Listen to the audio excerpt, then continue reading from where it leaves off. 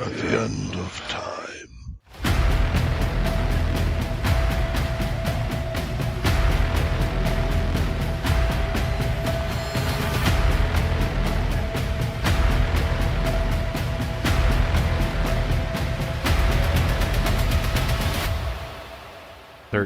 O'clock.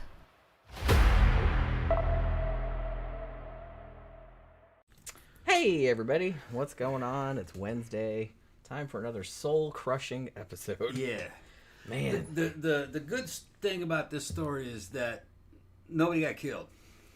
Yeah. Nobody got killed. These are good kids. They weren't in control of any of this shit. And they just had some fucked up parents. And Real fucked up. Yeah. Evidently they turned out all right. So they got them on social media now. So if you're a survivor of this family, fucking, we're just going to go ahead and give you a shout out now. Fucking glad y'all made it. I saw the videos of fucking chick escaping and calling for help and everything. This one, I Did seriously, the right thing. Saved all your brothers and sisters. So. She did, yeah. I mean, Yeah. she's a fucking superhero. Yeah, and I've like, never even seen a cop before. yeah, and the thing Yeah. about it is that she hadn't really been outside all that much. She didn't Yeah. hardly know anything about anything, and the fact that she actually had the cojones to Yeah. do what she did, and she saved her whole entire family. Yeah. You know, it's just fucking crazy to me. It's Yeah. crazy to me. And honestly, like, even though, look, like, I write about fucked up serial killer cases and murders and stuff like that, and we do a lot of shows about it and everything, and they bother me. I'm not saying they don't. Yeah. This one, I was watching, like, I watched 2020, and I watched, like, all these documentaries about this one. This kind of got to me, and I think that it was a lot to do with listening to her 911 call. Well, actually, you can watch some of it too, because the cop had the body cam. So there's body cam footage, like when he came out to see what was going on, like after she called them. So you can see her, and just like the way she's talking and like the stuff she says is just like fucking heartbreaking. You know what I mean? The cops don't know what the fuck's going on. They're like, wow. Yeah. I think, if I remember correctly, the cops go in the house with body cams, and you could see all that footage is on. And they're looking at damn chains. And they were chaining them to the beds and shit, chaining them to walls. And fucking, this is just some weird shit. And this went on for like 30 years. Yeah. And nobody knew anything. Yeah, it's just a weird case of child abuse. And these parents, man, like, I can't figure out. I can't figure out what their fucking deal is, man. I can't figure it out. It's a rough case. It is. But the good thing about it is that nobody got killed. But it looks like the kids are shaking it back. They're getting over it and trying to live a normal life, man. This is some weird shit. Just fuck, man. More power to them. If this is all you knew in your life, man, you're fucking come a long way. Because, man. I think that's what got to me most about it, is just like, how could you even like recover from that? But they seem to have. I mean, some of them don't really want to be in public, which, like I said, I don't blame them at all. Yeah. But the one girl that got out, Jordan, like, she was the one that got out and called the cops, and the oldest one, whose name is Jennifer, they were on 2020, like, they got interviewed by Diane Sawyer and stuff like that, and they talked to one of the brothers. I think it might have been Joshua, but he didn't want his face shown, but he did like have his voice on there and stuff like that. It's a weird case, man. They kept him chained up. They didn't know much anything. Fucking didn't feed them much, and then when they sent them to school, they weren't clean and shit, so they got picked on for how they smelled. Just only rough, one of man. them actually went to school. How many of them? One of them. Just one. Yeah. Well, yeah, we'll get into that. So okay, so they didn't all go. No, just one of them went. So they're the oldest man, one. It's fucking, there's a living hell, man. Fucking just captivity. Yeah, I just can't imagine. A whole life of captivity, and I remember, studying about the case fucking more, like when we started to know about it years ago, and there doesn't seem to be any reason for it. That's kind of what threw me off too. It's like the mom, like, I want to talk a little bit about the mom, and I'm not excusing it. The mom had a horrible, horrible upbringing, and she obviously had some really bad mental issues. The dad, I don't know what his fucking problem was. He was just a fucking crazy ass pervert. They're crazy. Yeah. I think the religious thing didn't help. They were Pentecostal. So a lot of times the religion isn't the problem. They're using that as a crutch to do weird shit.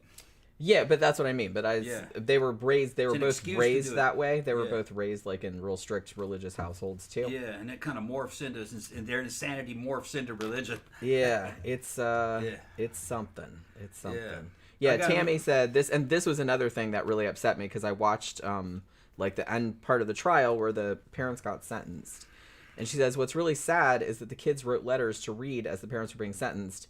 And the kids still loved them, and they were pleading for the judge to take it easy on the parents. Yeah, really, only the girl that got out, Jordan, and the oldest girl, Jennifer. I think Jennifer actually did testify at the trial, but most of the other ones didn't because they said, we have enough evidence. We don't need to put them through that, which, that's good. But I think most of the other ones, they didn't come to court, but they submitted statements. And a lot of them did say that they still love their parents and they forgave them and all this other kind of stuff. And I was just like, man. Yeah, well, that's all they know. I know. And that's what that made me really sad, too. They didn't... They didn't have the proper understanding, I think, of the magnitude of what they went through because they just thought it was normal. The mom didn't, for sure. Yeah. So, but no, the parents were... child abusers, egregious shit. Yeah, not letting kids, one of the worst things ever. Not letting kids develop at the normal rate. Not letting kids to reach adulthood. Just weird thinking. Yeah. And no, you can't just let that stand. They got to be punished for it. Yeah. You just have to. Well, they're in prison. Yeah. For life. And life. They got life. Okay. They got life with the possibility of parole after 25 years, but nobody thinks that they're gonna get parole. Right. Because this was like a huge. Too crazy. Yeah, this was like a very severe case. Yeah. And they'd be super, super old anyway. Yeah, and you got to send the message. You got to send the message to the public that we protect children and we punish fucking parents that do evil shit. And what they did was evil. I don't care. Oh yeah. Whether they thought it was right or not, it's still evil. Yeah, most people who do that evil, is no excuse. Yeah, most people that do evil think they're doing the right thing. Which that has a lot of people have a hard time grasping with that. But nobody saw themselves as the bad guys ever. Even them dudes, even them Germans putting people in concentration camps thought they were the good guys. They're just taking care of evil. We're killing these evil people. And that's exactly what they always justify it. See, that's kind of the shitty thing. Is if you convince people, that's why anything that has any kind of like dehumanizing kind of aspect, that's really, really dangerous. That is a slippery slope down to now you can justify like hurting that person. Yep. So. And it can come from any direction. It's really scary. Any kind of extreme. And I know, because I'm extreme as a motherfucker. I got to fight it all the time. Because I just, the way I was brought up and the way I developed, if I think you're evil, I'm going to want to kill you. But you can't do that. Yeah, I mean, unless it's extreme circumstances. We have laws. Yeah. I mean, but I get it. These two, like when I saw these two motherfuckers in court and they're all like, they had the audacity to like sit there crying and shit like that. Like they didn't do anything wrong. I think the dad was aware that what they were doing was fucked up. The mom, I really didn't get. Like I said, and I'm not excusing it because she's fucking horrible too, and I hope she rots in prison. But she didn't really seem to grasp the gravity of what she had done. Not that she didn't do anything wrong, but I don't think she thought it was that big of a deal. There's also psychological defenses too. You can retreat into your own ideology. No, it wasn't wrong. What I was doing was right. Yeah. But that's what they do. They were doing that in the Nuremberg trials, as they were sentencing Nazis. Well, I was just following orders. Right. We have to follow orders. I'm a soldier. Yeah, we always have to do what people tell us to do, even if it's fucked up. Yeah, we were killing people. But they were all terrorists. They were terrorists and they were bad. They were unclean and bad people. So we got to take them out. Protecting the German people.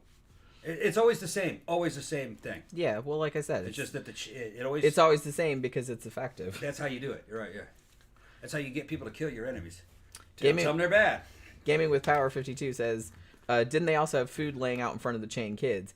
Yeah, what they would do is they would, the parents ate really like nice food. They would go and get like, some nice food for themselves or baked pies or something like that. Yeah. And then they would eat in front of the kids, but they wouldn't let the kids have any.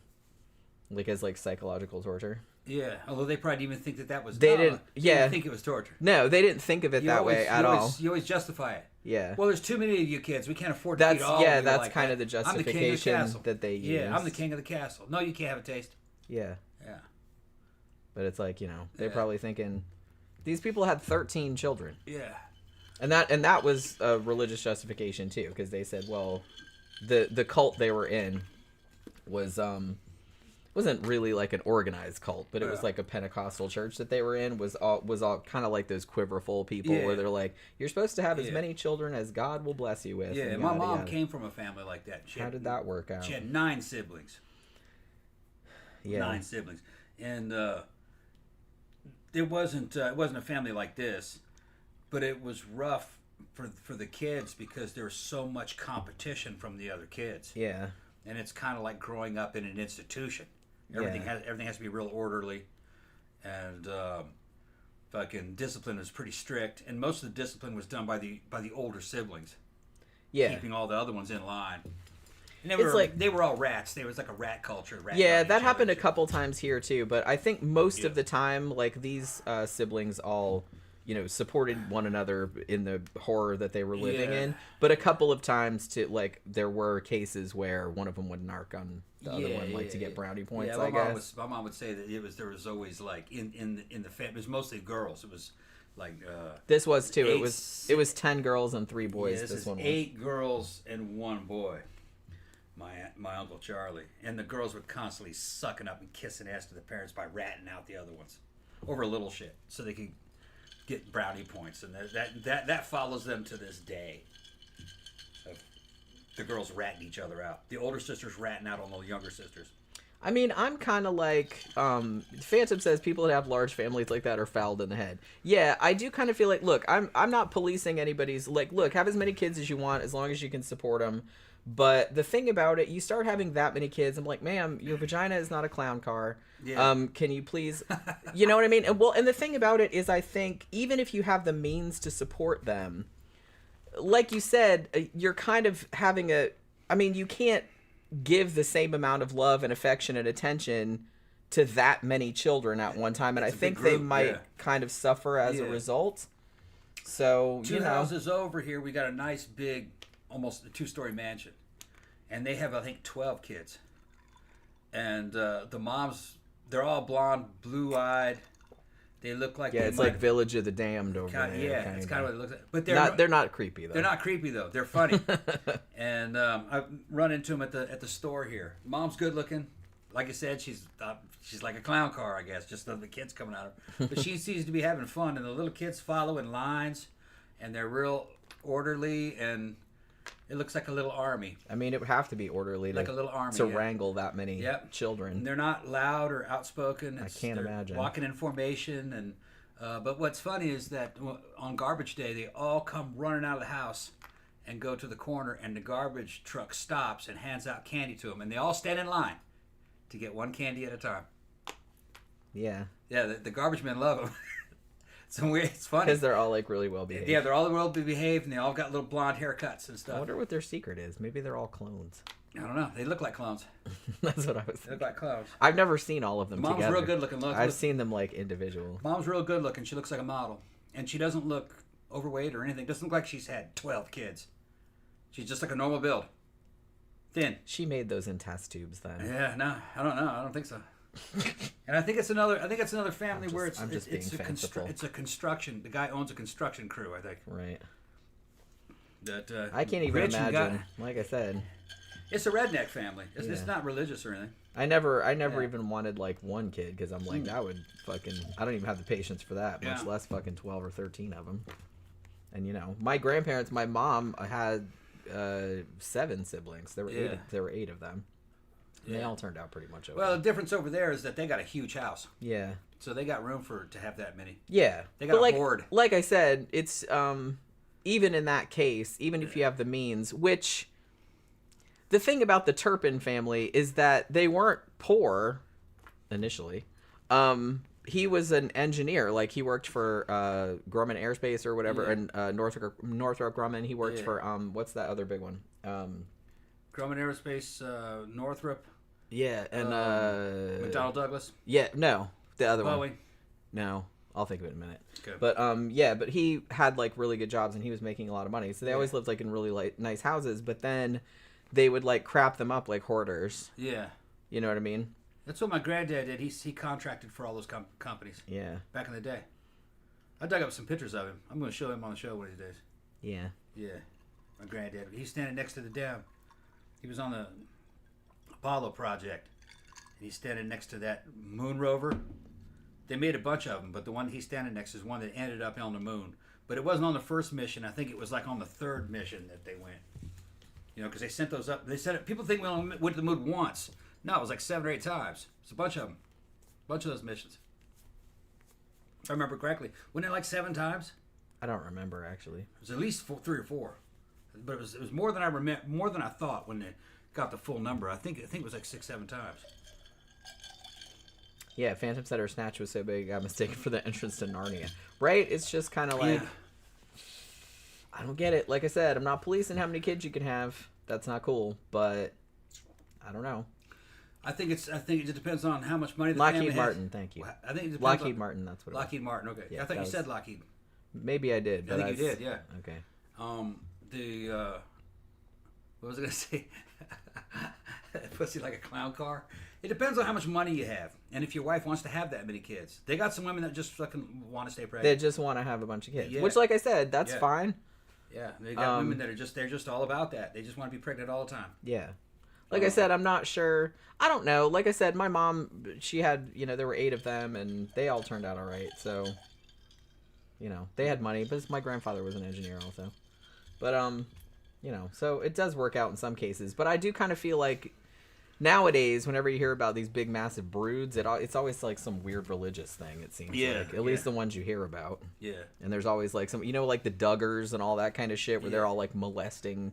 Like the brother was molesting the sisters and all that kind of crap. It's always like weird shit going on. Not always. Well, it's hard to police a brood that large. That's what I'm saying. And like I said, it's, you probably, some of the kids are going to be favorites and some of them are going to get lost in the shuffle. And that's probably not great either. Like I said, I'm sure that's not the case all the time. The one that my mom came out of was almost all girls. Yeah. I don't know. And she just said it was horrible because they were all ratting each other out. Yeah. Well, yeah, I mean, that's going to happen a lot, too. Yeah. So, I don't know. Like I said, I only have 3 siblings, so, which is a pretty moderate amount. And I didn't really feel neglected. Obviously, I'm the first one. I was the oldest. I'm only child, so I don't know anything other than that. Jenny says it must have been weird. Well, I mean, it's weird. It's weird for me. I was only an only child for 4 years. Yeah, like my parents weren't married for long, so my brother was born when I was 4. Yeah, my folks weren't married for long, so there wasn't any chance for any other ones. Yeah, Tammy said the older ones are always raising the younger ones. Yeah. We didn't have too much of that because my parents actually divorced when I was 14 and my brother was 10, and then we went off and lived with my dad, and then the younger ones, my other sister and my other brother went to live with my mom. Okay, we got a huge crowd in there. We might as well go ahead and start the show. Yeah. So I kind of feel like this was a massive case, even internationally, because I feel like even people like overseas heard about it and stuff because it was just so out there and like so egregious. It had been going on for almost 30 years, but it wasn't actually discovered until 2018, January 2018, when, like I said, one of the children escaped and reported the shit to police. And really, the creepy thing about this is that prior to that, they had never been on anyone's radar, this family, for anything. And that kind of made me think how much of this kind of crap is going on now that we don't know about. Because this shit went on for 30 years and nobody knew anything. Like, all kinds of weird shit. Like, yeah, that's what I mean. So, like, some people were like, that's a little weird or something like that, but nothing was done about it or nothing happened or anything like that. And it's just like these people just kind of like fell through the cracks and it's horrifying. There's probably weird shit we'll never know about. Yeah, I'm It's sure. already happened. High Desert said, what about that dude's ugly ass haircut? Like he was still some 1972 teenager. Yeah. Well, I've seen pictures of him from when he was a kid and from high school, and he had the same exact haircut, so he just never changed it for whatever reason. Frozen in time. Yeah, he looks like fucking... Frozen in time, yeah. It's like somebody said he's the He-Man haircut, or like Prince Valiant or whatever. Yeah. It's funny because he had contact with the outside world, so he should have known that shit was out of style. He just probably thought that was a godly haircut. This is a godly haircut. Maybe that's what it... Yeah, God told me to cut my hair like this. Yeah. Like Samson. Maybe that's what it was. Yeah. I never really... He didn't really talk much. I kind of feel like I saw some interviews... Well, not interviews, but like I heard the mom talking some, like at the court stuff. But he didn't seem to talk a lot in anything that I saw. So I don't know what his fucking problem was. But when he was growing, because I want to talk about the parents a little bit first, like their upbringing and stuff. Because like I said, not excusing it, I don't know what the fucking dad's deal was. But the mom, whose name was Louise, she had some pretty, really terrible shit happen to her upbringing. So you know what I mean?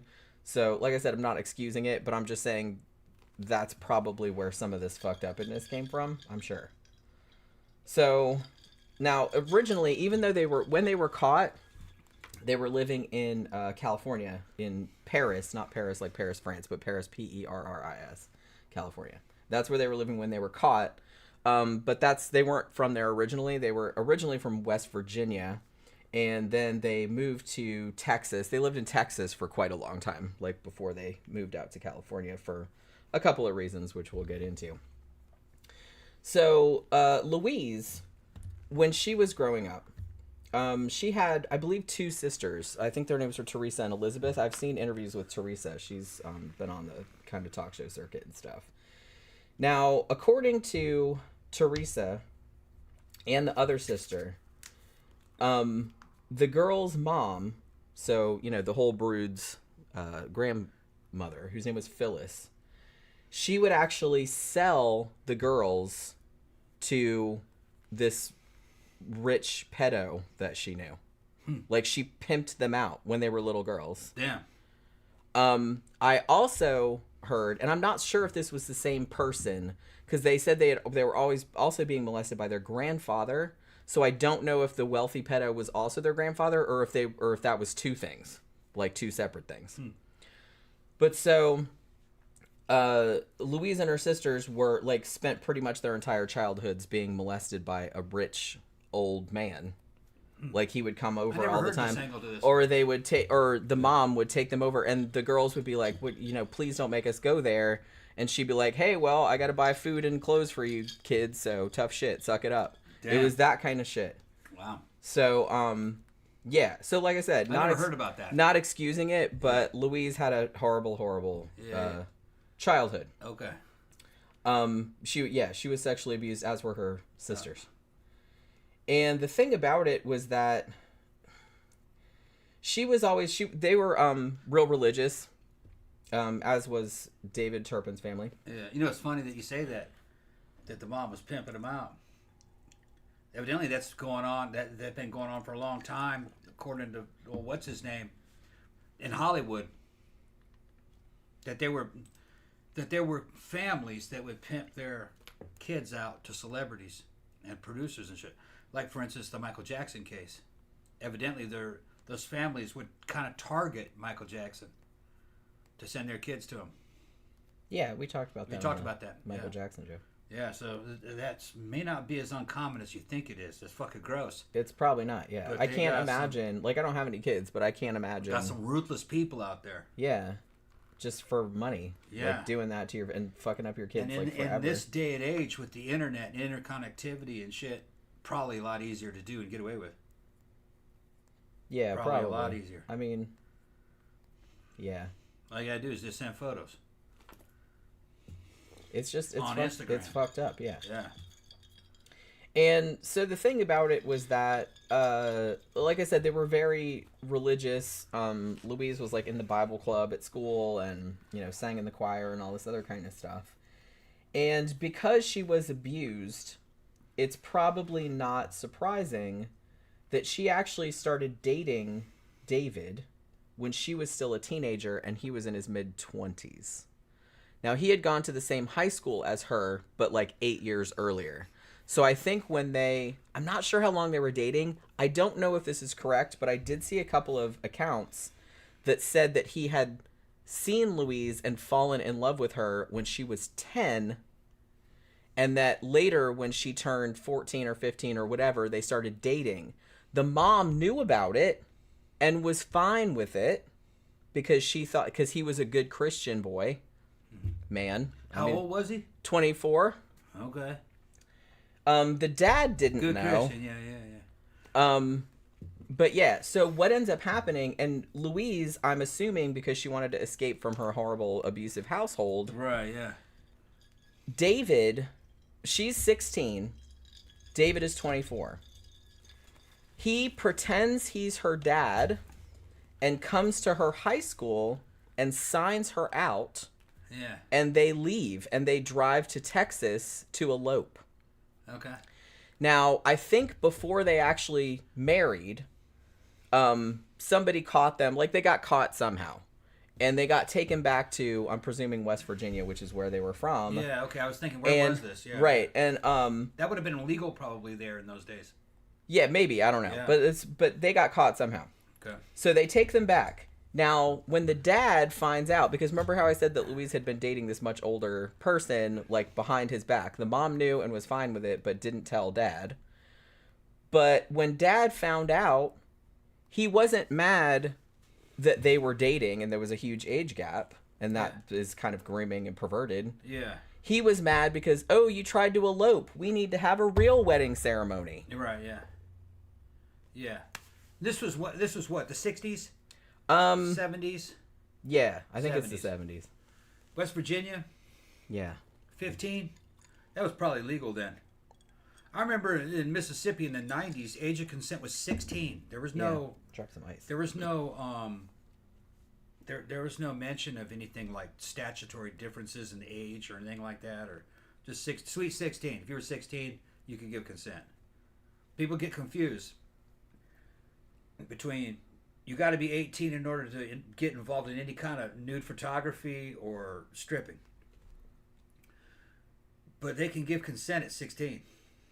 Yeah, I mean, states. and it might still be Might like still be that. this way in this state. It may be. But then these teachers get busted. You can't do that if you're a teacher and a student. Well, if you have some kind of If authority, you have any kind of over authority inside of an the institution, you can't do person. it. So there's a lot of weird different angles in the laws here. They're not going to go ahead and say, well, everything at 21. That'll never fly. Although some states have just kind of uniformly said, no, you're an adult at 18. I mean, that seems to be the best way to go. Yeah. It's You're an just like, adult at 18. okay, you turn 18, you can vote, Yeah. you can drink, you can do Right. whatever, you can marry without Right. whatever. I mean, right. And, that seems like a good age right. to... And then they usually have a setup where if you're younger than 18, you can pretty much have sex with anybody under 18, as long as you're not talking about under 13. Well, yeah. There's like a fucking... Yeah, because there's no law against, like, teenagers having To sex with teenagers each to have other. sex. Right. And then they have to have... Then states that have that usually have some kind of statutory clause. Well, she's 16, but he just turned 18. They were dating in high school. Now it's illegal? You know what I mean? So usually it's like... Well, a lot of it has to do with context. As long as you're not 5 years older than her. That's the statutory law. It's like she's under 18, but you're less than 5 years older than she is. Then that's okay. Yeah, I'm not sure exactly what the law is in Florida, but I have to look it up. And it might have changed. I remember in California growing up as a kid, I don't think anybody paid any heed to any of those laws. Well, no, they didn't. But like I said, that's not... I don't think that's a good thing, because there was all kind of, like, fucking shenanigans. There was always shenanigans going on, especially California. Yeah, drugs were involved. That's drugs what I mean. Drugs and cults and shit. So the thing about Hippies this, and shit. I don't know how much of this was, like I said, grooming or something like that, because he was clearly much older than her. She was still a teenager. They had probably been dating for a while if they married when she was 16 and he was 24. So he might have started dating her when she was like 14 or younger, which is creepy. That's creepy. I'm sorry. It just is. So I don't really know. In the what 70s, they that's seemed about. to be less strict on that. Yeah, I know. I'm just saying. Yeah. But across the board. I mean, but the mom. Here's the weird thing. Her mom, Phyllis, who had been pimping her out like pretty much her entire childhood. Let's not forget that. She was fine with it, but she still knew not to tell the dad. Yeah. You know what I mean? So she probably thought there was something sketch about it, or nobody would have.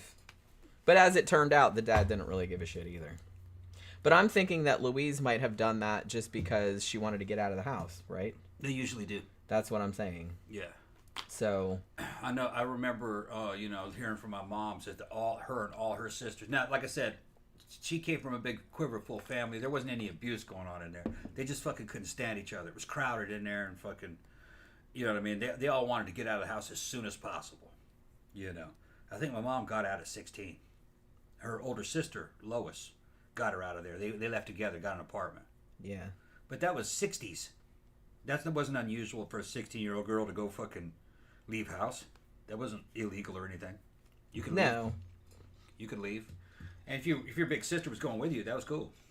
You know. Yeah, I don't even think most of the time, even nowadays, I don't think that would be. If you had an older sibling that was willing to look out for you and was like, like, let's get the fuck out of here. Like, we're gonna, like, if you're 16, I don't think anyone's gonna say anything. They wanted to get the fuck out of there and date.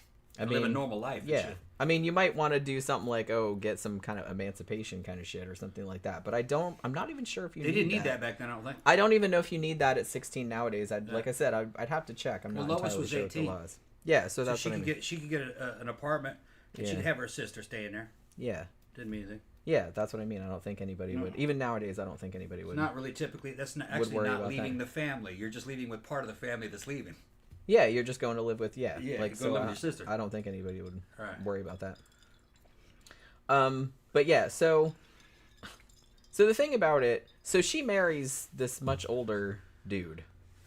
And here's what I heard, that one of the sisters, Elizabeth, when she graduated from high school, she actually lived with Louise and David for a little while. And she said that David had like picked the lock on the bathroom door so he could stand in there and watch her shower. Like, and she was like 17 or 18. And like, she never reported it because she's like, well, he never touched me. He's like, I didn't like it, but I was like scared to say anything because I'd get kicked out or whatever. And like I said, they were raised really religious and they'd gone through a lot of sexual abuse also. Yeah. So they were a little messed up. CB says in UK, age of consent 16. Yeah. I think that's what it is here too. That's mostly what it is here too. It's gonna be based on British common law. Yeah, like I said, as long as the person isn't like a lot older or in a position of authority. Now there used to be some pretty wacky shit in Mississippi law. Like, you could marry a woman you could marry a girl at 13 or 14 if the parents gave consent. Which I don't know how much consent they gave. Probably not. But that goes back to fucking real religious sounding stuff. Yeah. You know. I don't know if those laws probably still don't exist. No, I don't think so. You can marry a woman at 13 if the parents say it's I think at 16 you can with parental permission. At 18 you don't need permission anymore. Right. But I think you can get married at 16 if your parents give permission. Yeah. That 13-year-old shit, that's got to be some shit back from the 1800s. Yeah, that's messed up. We don't live like that anymore. Yeah. Okay, like we don't still have to have those fucking laws on the books. You know? But yeah. So, the thing that's interesting about her sisters, because honestly, Teresa, I've seen interviews with Teresa, Louise's sister, and she makes absolutely no excuses for Louise's behavior, and she's like, I don't understand it. She's like, yes, we were sexually abused growing up. So was Teresa. She was as well. She went through the same shit. She's like, I have no idea what was going through her head. She's like, and it's really sad because you kind of hear that a lot, that sometimes, children that are abused grow up and become abusers themselves, which, I'm not sure like what the percentage of that is, but you do hear about it. But she said at the same time that she never would have imagined in a million years that her sister would do the shit that she did. She said the crazy thing though was that Louise, when she was growing up, she was always like Little Miss Goody Two Shoes. It's like she never did drugs, she never drank, she never did anything bad. She gets married at 16, and it's like, and then she still seemed like a goody two shoes. But she said then when she got older, like into her 40s, like she started doing crazy shit. Like she just started going, like, we're going out partying. Like her and David started swinging. She started practicing witchcraft. It's like all this fucking crazy. Trying to get rebellious. And then like going into like Pentecostal churches and like doing the snake handling kind of shit. Yeah. She was like doing all that kind of stuff. Yeah. So they're swinging, but they're still religious. It's like, it was a really weird.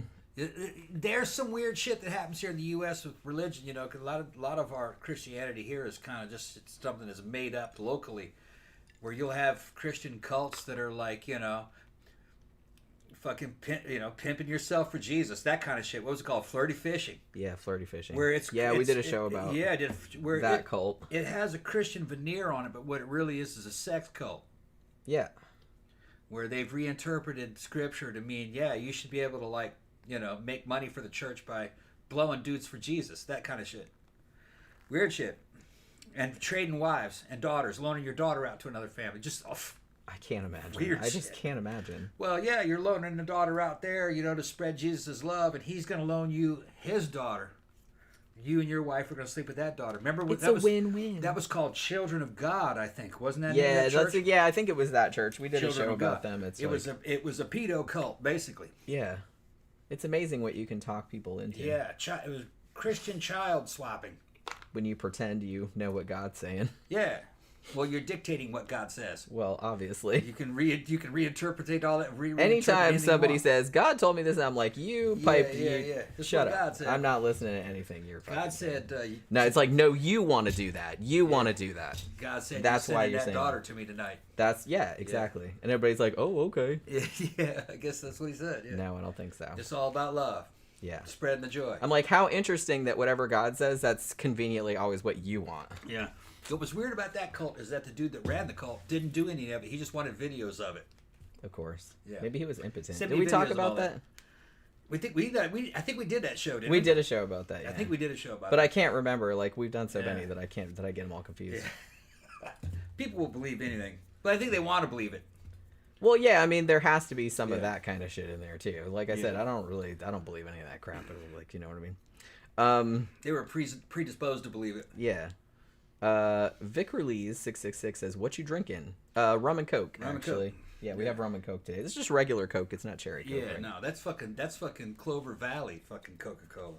Oh, is it really? It's not even really Coke. It's Dollar General Cola. Yeah. Guess what? Dollar General is like. It's right about there. like RC. It's just easier. It's right there.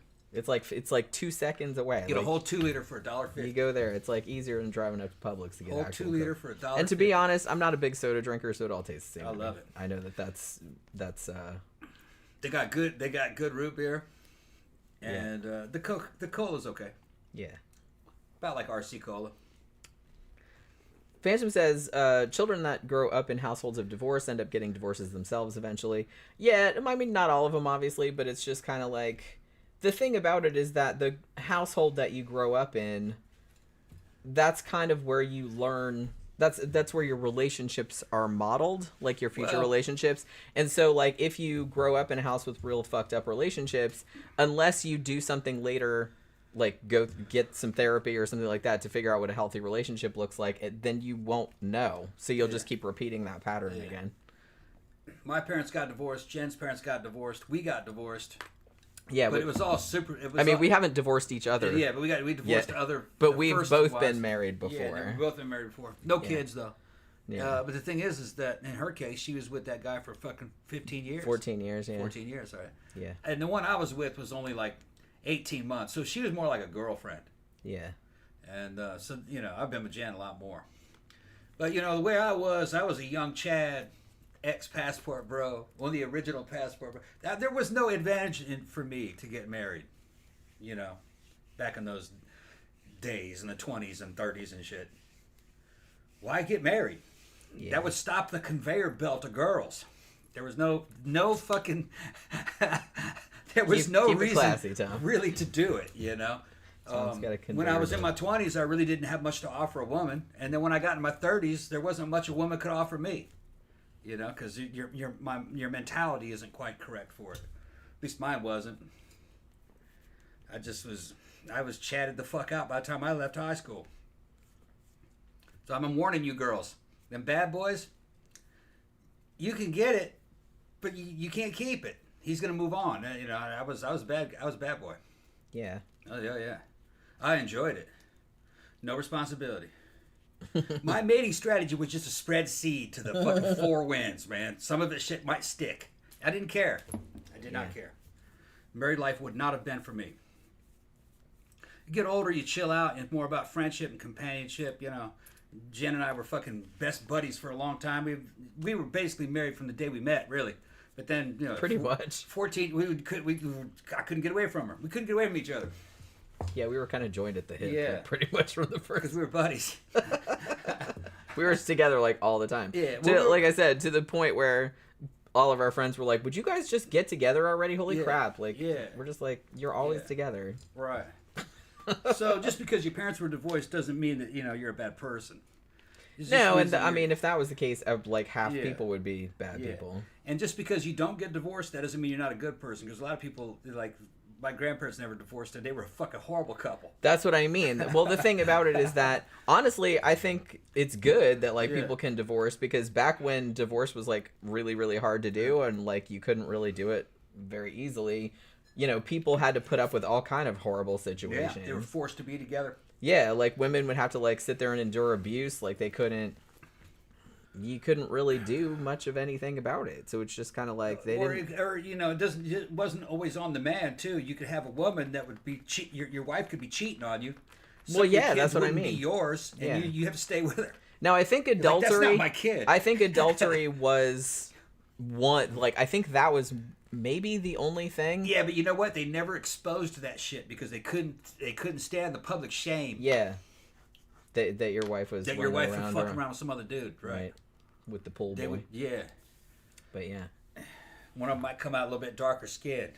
It's just genetics. It's a mystery. Yeah.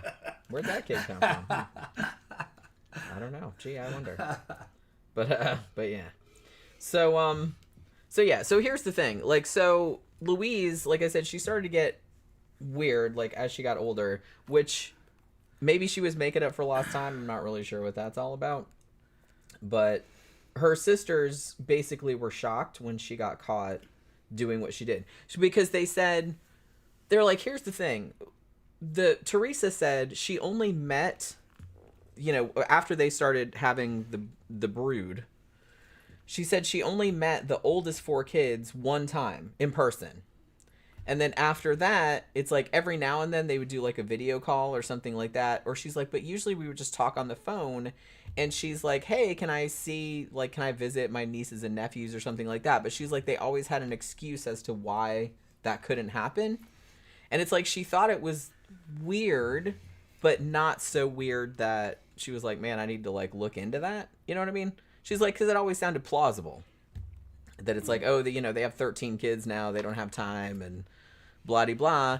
And as we'll see later on, David and Louise would every now and then unchain the children and take them to Disneyland or to Vegas or something like that. And they would take these photos with all of them in matching outfits and they're all smiling and stuff. And they would put that all over social media so everybody would think that it was this big perfect family that they had all the time. So no one really suspected much of anything. So that's another thing. And that's another thing that makes me think that they were very aware, at least David was, that what they were doing was bad because they felt a need to deceive people. Like, and they seemed like they very deliberately did that, by posting all this stuff on social media. Look at our big happy family. Like, all of us are in matching outfits. Isn't that cute? You know what I mean? At Disneyland or whatever. So yeah. So David Turpin, the dad, with the hair.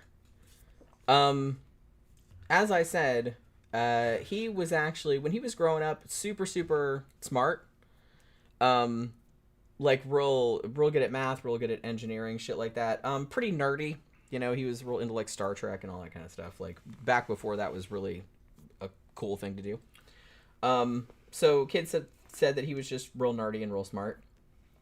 And he ended up going to Virginia Tech, and he got a degree in computer engineering, back when that was kind of like a real big deal. And you could make a fuck ton of money. Like I said, he worked for General Dynamics, he worked for Lockheed Martin, and he pretty much out of college got a really, really good job, like paying quite a bit of money. $140,000 a year back then, which is a lot.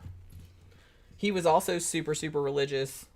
He was in the Bible club. He was also in the chess club, science club, all that kind of stuff. And basically, so like I said, I said the whole thing about like the marriage shit, about him picking up, for whatever reason, that whole scenario of him pretending he was her dad and picking her up from high school reminded me of that scene from Ferris Bueller's Day Off, where Ferris Bueller like puts on a mustache and a coat and like comes up in the Corvette or whatever, like that red car, and pretends that he's his girlfriend's I've never dad. I've never seen the movie. You've never seen Ferris Bueller's Day Off? No. Holy crap! That's what I've never seen. I've never seen like that just to get her out of school because they concocted this whole scenario that like her grandma had died, so he had to like dress up as her dad. And I've never seen that one. I've never seen Risky Business. I think it came around the same time. With Tom Cruise danced around his underwear. Yeah. I saw that one. I didn't. That one's okay. I don't like that one as much. Ferris Bueller's Day Off is delightful though. Yeah, I've never seen it. Oh my god, you need to watch that. It's Is good. it good? Yeah, it's good. Okay. It's fucking It's fucking funny. All right. It's really good. I can't believe you've never seen that. You've seen like all the other John Hughes stuff, right? I don't know.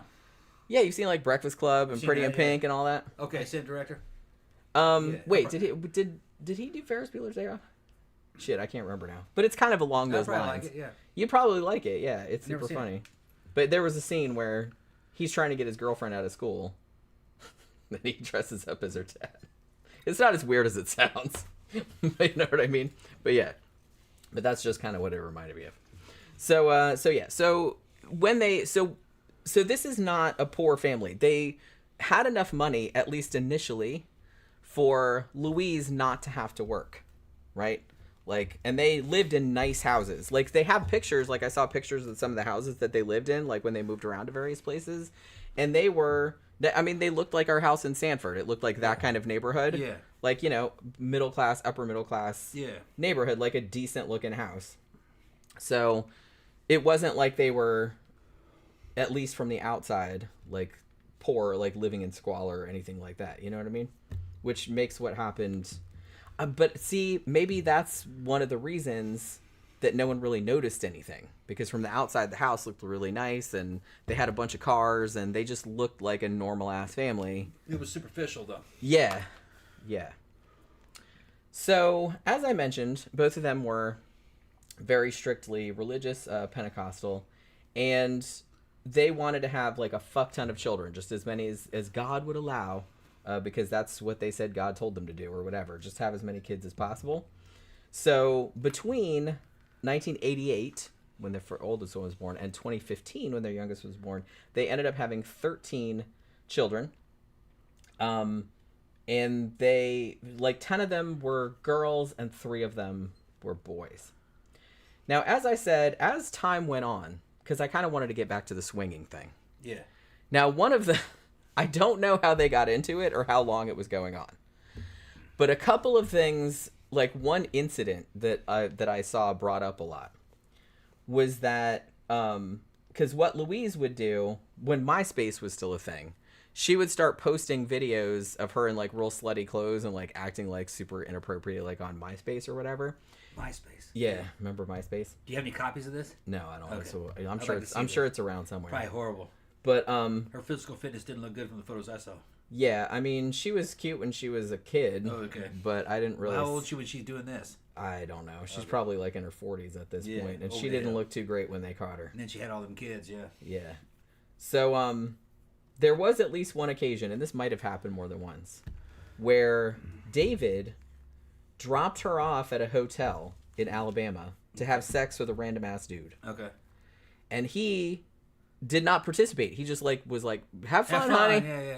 And then he left. And then like he came back later to pick her up. Now I heard that they recorded it so he could watch it later. Yeah. And then so they did that. And then on the first anniversary of that event, yeah, David and Louise went back to the same hotel and booked the same room so they could fuck in it. Okay, yeah, some kink shit. Yeah, so I'm just kind of like, but they didn't charge him. Okay. I don't know. They probably did. I don't know if they charged him. I bet you But they see, did. in a way, that's kind of like, look, if that's people's kink, that's Yeah. fine. Everyone's consenting and cool like that. But it's just kind of like, to me, that's kind of like a little bit more problematic just because of Louise's upbringing. Yeah. Where she, like, that was kind of all she knew was getting pimped out by her fucking mother. Yeah. And so it's like now her husband is pimping her out too. Yeah. It's like, not cool. Going back to her roots. Yeah, it's like... But then there's like I said, yeah, that is messed up. That is messed up. It might have been some kind of weird jolt she got out of it. Maybe so. Embracing fucking the trauma. Embracing the trauma, running with it. It does happen sometimes. Well, Yeah. because sometimes, well, I mean, you don't see, because I don't even know if it's usual, because I kind of feel like it's half and half. I don't know. I could be like completely wrong about this, but you usually see like particularly girls that are sexually abused when they're kids, they either go one way where they just get completely like no sex at all because they're just really traumatized about it, which like I can understand that more. Or they go the complete opposite direction and become like really, really promiscuous. Yeah, or pros. Because their entire self-worth is based around pleasing older men. Yeah. Like that's all they know. Yeah. So they kind of just go in that direction. Yeah, it comes more normally for them. Right, and it's just kind of like, so I don't know. Part of their foundation was built on that. And I don't know how much of this was David's influence. I'm sure it was probably quite a bit. Maybe this was his idea. I don't know. I don't know a lot of what was going on. Like I said, and I'm not kink shaming or anything like that because I know that a lot of like completely normal, well-adjusted couples do this kind of stuff, and I don't have a problem with that. Like I said, as long as everyone's having a good time. As long as everyone's an adult. Yeah, as long as everyone's an adult and everyone's having a good time, there's nothing wrong with that. Yeah. But it just seems weird just in light of her background and in light of the shit that they were doing to their children back at home. It just seems weird in that context. That's what I'm saying. You know, could be that they have this facade, this religious facade going on, and it's kind of wiring them up real tight, and they got to really blow off steam by doing some kinky shit. And they're like kind of taking a vacation from all that. Yeah, and then they pretend it didn't happen. That kind of weird shit. And then they go, "Remember the shit we did right there? Oh, we're gonna do it again next year. We're gonna go back in there. Yeah, I'm gonna fuck the shit out. I'm gonna run the wheels off you where that dude fucked you." Yeah. And he paid me. That kind of weird shit. He's like, and I watched it later and I watched jerked off to it, I'm sure. Kinky shit. That is kind of kinky. Well, like I said, I know that people do that, and it's just, that doesn't bother me. Well, a lot of things, you know, like fucking it goes into like the fucking cuck fetish. Yeah. Sometimes dudes will get real jealous, especially when they're younger. And they're getting jealous, and then maybe they'll catch a girlfriend cheating on them. And then they fucking kind of rearrange it in their mind that they're now aroused by a woman cheating on them. Right. And then they start focusing on the pleasure of the woman that he liked and getting off on the fact you liked it, you know, doing it with that other guy. And then that becomes the new kink. Yeah. So they don't come, things like that don't come from nowhere. Yeah. They're always a part of experience. Yeah. And, you know, me and Jen do fucking weird things on video, you know, in the industry and shit. And we've had some fucking weird clients on StreamMate that have asked for fucking weird shit.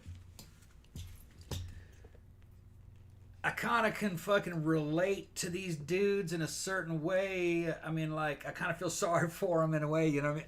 I know what they're doing. Maybe not my cup of tea, but I kind of understand it. As long as it doesn't involve fucking kids. Like I said, as long as everybody is having a good time and is consenting, and that's what they signed up to do, then it's no business of mine. And another thing is that these people, they have these kinks and shit. You really can't personify them by that kink. That might just be like one little aspect of them. Yeah, they have multiple kinks. Yeah, I think people like focus too much on it too. Because, that's a little freaky or whatever, but it's like they do a million other things, like, in the course of their day. So. And if you ask me, fucking sexual orientation is kind of the kinks, really. I think some people are born either straight or gay or whatever, but then that's kinkified. I'm straight, but I think that's just kinky as fuck. Yeah. You know. So, I don't know. It just is what it is. Yeah. Humans are different. We're all over the place. Yeah. And that's okay. Yeah, and I like things that surprise me. The sex and fucking weird shit, you know, because if it's boring, it's the same all the time, then it's just the same. You like different. You might as well just be like the Amish. You're just doing it for procreation or something. Where's the fun in that? Or like the gorillas and shit. They just do it just because. There's no imagination to it. Right. You know? Well, yeah, I mean, like I said, you got to put some imagination in there. It's like it's a lot more fun that way. It's more fun, yeah. Yeah.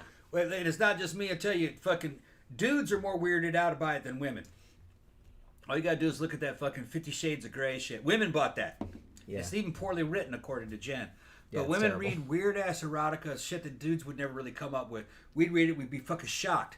Oh, my God. You probably would be if you read it. Oh, my God. Women like that? Yeah. Listen to a gigolo, man. We come up with all kind of crazy shit. Listen to stories of gigolos. Dudes that are fucking... They got some guys on YouTube. They're pros, and they'll tell you shit that they... that women like to just be roughed up, you know, because the husband wasn't roughing them up. But, you know, that was the kink. Yeah. That's very, very common. Yeah. Very common. Just rough him up for fucking a whole... He says he'd rough him up for fucking 12 hours.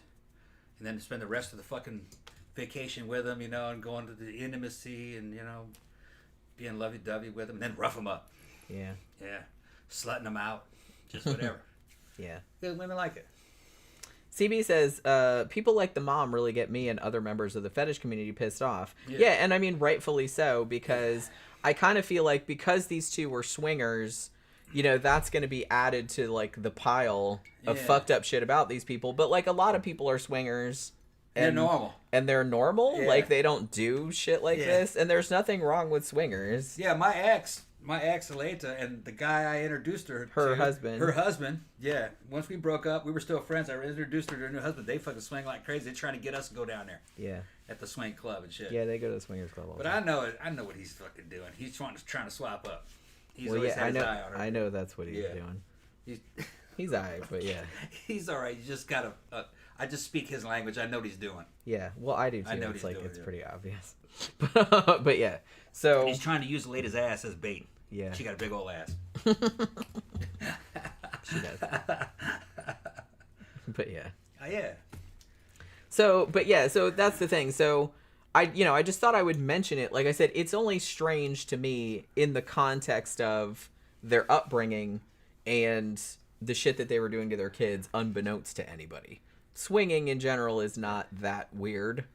And 99.99% of the people that do that are completely normal people who just, you know, like some kinky shit. It's like, you know, there's nothing wrong with that. It's like usually married couples. So. Well, yeah, that's what I'm saying. Yeah. So there's nothing wrong with that. I just thought I would bring it up because I just thought it was interesting in light of their other weirdness. Well, is there nothing wrong with it? It depends on how you look at it. It depends on what your moral code is. If you're religious, you're going to think that there's something wrong with that. Well, that's why I was interested, because they're claiming to be super religious, and yet they're doing that kind of... It's like a little conundrum there. I think that's why I thought it was interesting, not so much that I think anything's weird about swinging, because it's not. Because like I said, we know people that do that, and it's not, and they're normal. As long as there's two couples that are all into it, man, fuck, who gives a shit? Yeah, just go for it. Let them have fun. Yeah. And it doesn't seem to fucking threaten their relationships. They're still together. Yeah, I mean, they've been together a little bit longer than we have. Mm-hmm. A little bit longer. They haven't, because they got The married. only thing that fucking weirds me out about that is that he will take chicks out without her. Right. Yeah, and I'm like, dude, man, you're gonna go to the club and leave your wife at home? I was like, no. Yeah, Tom doesn't like that. I didn't like that part. I don't like that either. I was like, at least take them both. Like I said, I don't like being left out of stuff. I was like, at least take them both. You know what I mean? Fucking. Then you got one of them sitting at home going, what are they doing over? What you know? Why couldn't I go? Fuck that, man. Yeah, it's like, I'm just sitting here watching TV. Take them both, man. I mean, maybe she doesn't want to go. Maybe she doesn't want to go. I guess, but maybe she got some dude coming over. I don't fucking know. You know what I mean? Yeah, we don't know. But we don't know what the situation is. Yeah. But yeah, I do say, because we kind of just do everything together. I mean, yeah. We don't I would never do that. Yeah, I wouldn't either. It's just, like I said, it wouldn't seem... It's just fucking not right. Yeah, it's just, well, like I said, it's not fun. It's not fun if you're not there. Right. It's not fun if you're not there. Yeah. I told our friend Dimitri one time, I said, it's like, if I go someplace without Tom, it's like I'm there with like not, without my arm or something. Yeah. It's just like I'm so used to you being around, you know? Not in a bad way. I'm just saying, you know, I always just want you around. I don't really like hanging out. Like, we hang out separate. Like, he went out for a bike ride today and shit like that. Yeah. I didn't she go out. She hangs out with girls. Yeah, like, I had to work, but... Laura and them want to hang out. Yeah, they're moving out here, I think. Or kind of out here, close. Yeah. We need to have everybody over for... Oh, and my mom wants to come over at the end of July. Okay. All right, yeah. So, because remember I said she needs to come out and... Yeah, she needs to get out of the house. Meet her grandkitties. Yeah. But yeah. So these motherfuckers, they move out to Fort Worth, Texas. They have like a nice house out there. I've seen pictures of it. And then they start popping out kids. Well, she starts popping out kids. He's not popping out any kids that I know of.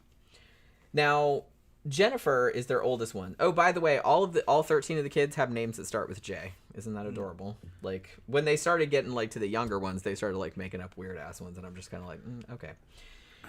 So now Jennifer says, because she's been interviewed like on Diane Sawyer and stuff like that, and she said when they first moved to Fort Worth, like what she can remember from being a kid, they lived in a nice house. Everything was kind of normal at first. Like, you know, her dad was working as an engineer. He was making a lot of money. You know, Louise was a stay-at-home mom.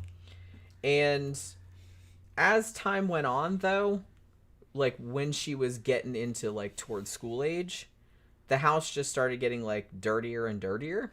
Like it was getting into like a hoarding type situation. You know, everything, there was garbage everywhere and everything was molding and shit like that. Louise started acting real weird. Like she would have like terrible mood swings and shit like that. And she remembers that from when she was quite young. So this wasn't something that came about later after they had like a fuck ton of kids. The first kid before the second kid was born was noticing this kind of stuff when she was little. Now, Jennifer was, as far as I know, the only, well, we'll get into this later, but the only one of the brood that actually went to public school. They sent her to school in first grade. And she went basically from first grade to third grade. But when she went to school, they sent her to school in the same clothes every day. And she was not allowed to bathe because they called it wasting water.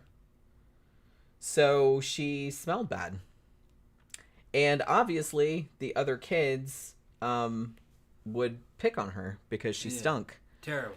And she was super, super pale because she was not allowed to go outside.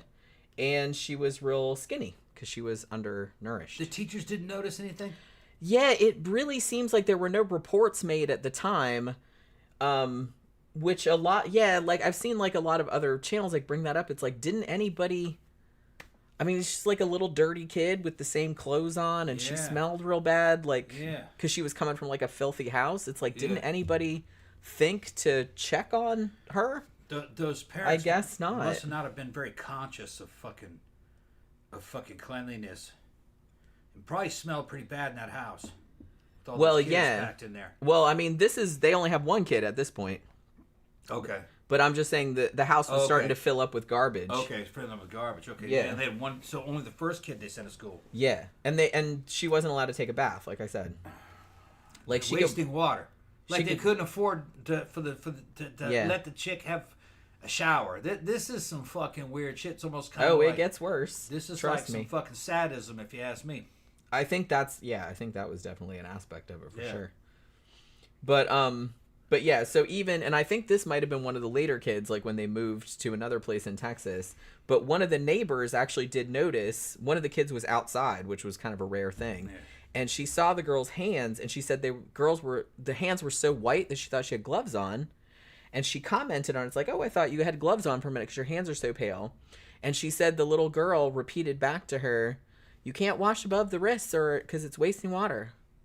Like she was parroting back something that had been said to her all the time. Yeah. And they were like, what the fuck? Yeah. Like they thought, you were only allowed to like wash your hands, but not anything else.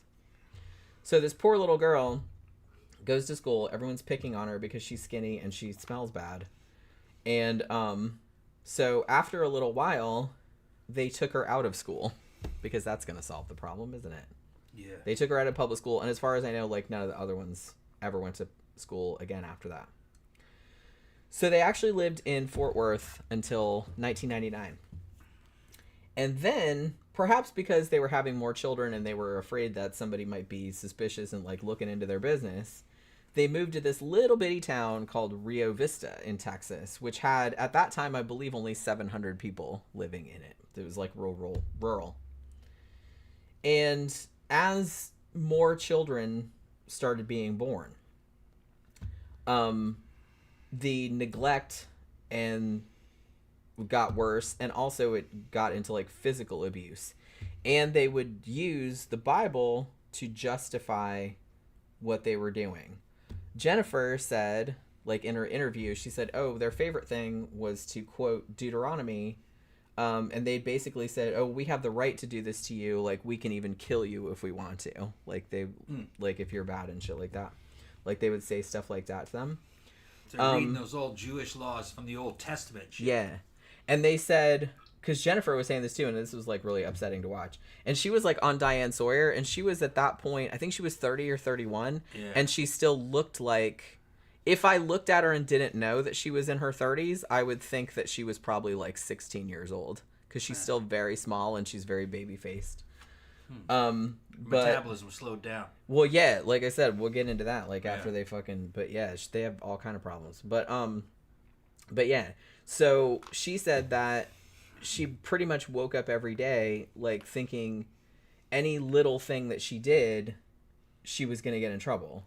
Like she's like, if you were coloring and you colored outside the lines, or you went in the mom's bedroom and you weren't supposed to be in there. Like one of the mom or the dad would like pick them up by their hair, or like chuck them against the wall. They said, they love to throw us against the walls. They were real into that.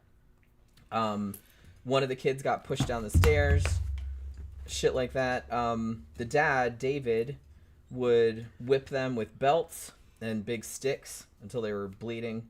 Like I said, Jennifer one time said that her dad just picked her up and just like flung her against the wall. They said that he did that all the time.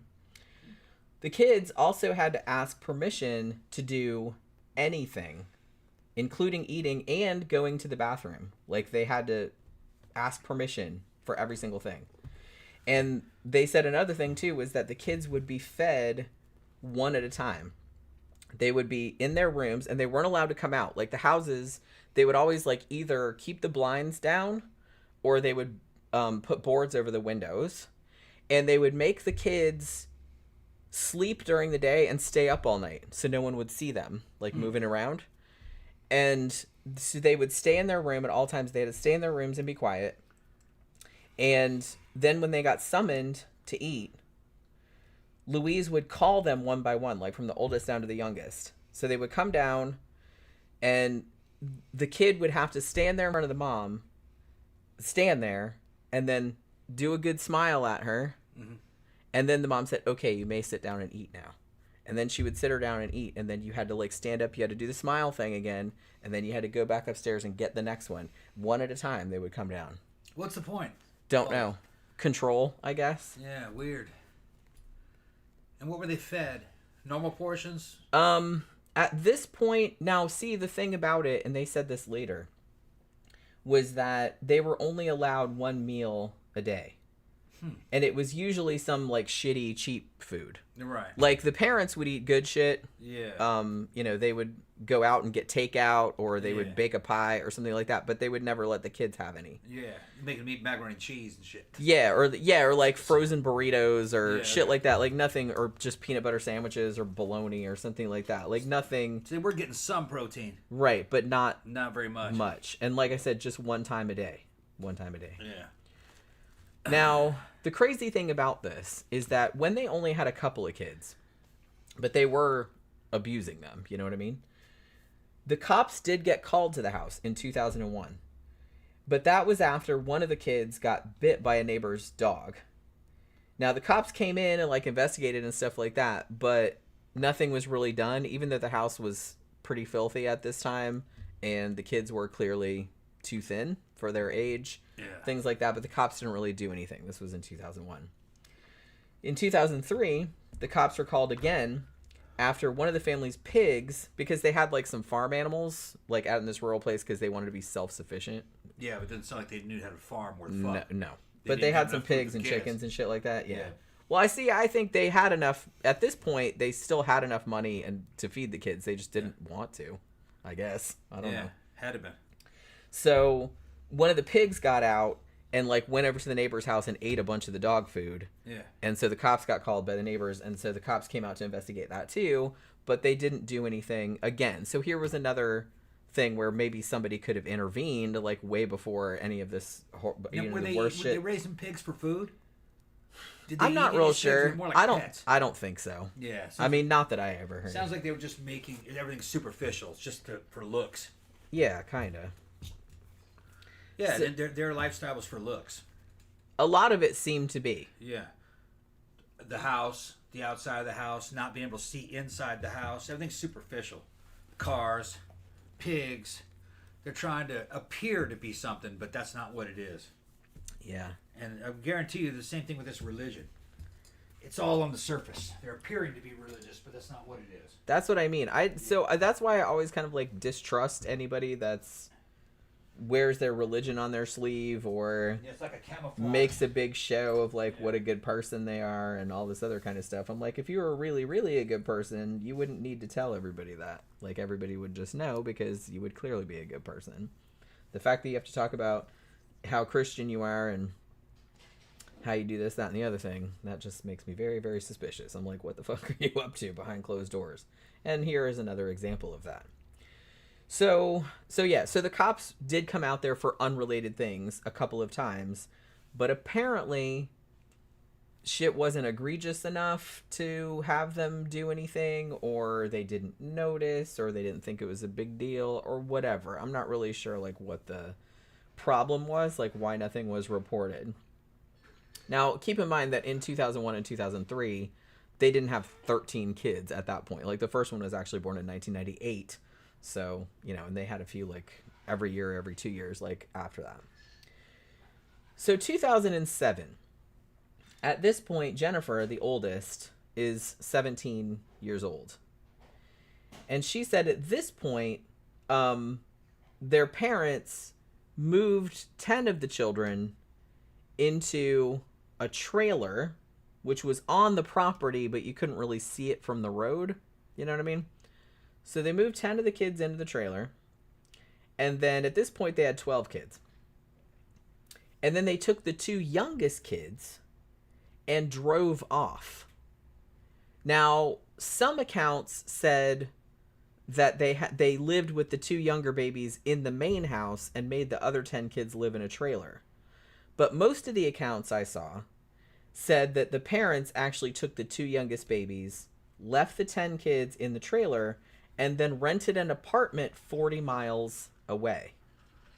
That's, most of the accounts say that. So they basically left 10 kids, the oldest of whom was 17 at this point, living in a trailer to fend for themselves. They took the 2 youngest ones and moved to an apartment 40 miles away. Because here's the thing, and I don't know if this is the case, but this is what it kind of seems like to me, is that whenever they had a new kid, when the kid was real young, they were all about it. Like, they didn't mistreat the ones when they were babies. But I kind of feel like once they got to an age where they were, like, walking around and talking and having a personality like that, they kind of either lost interest or became hostile toward them and then started abusing them. You know what I mean?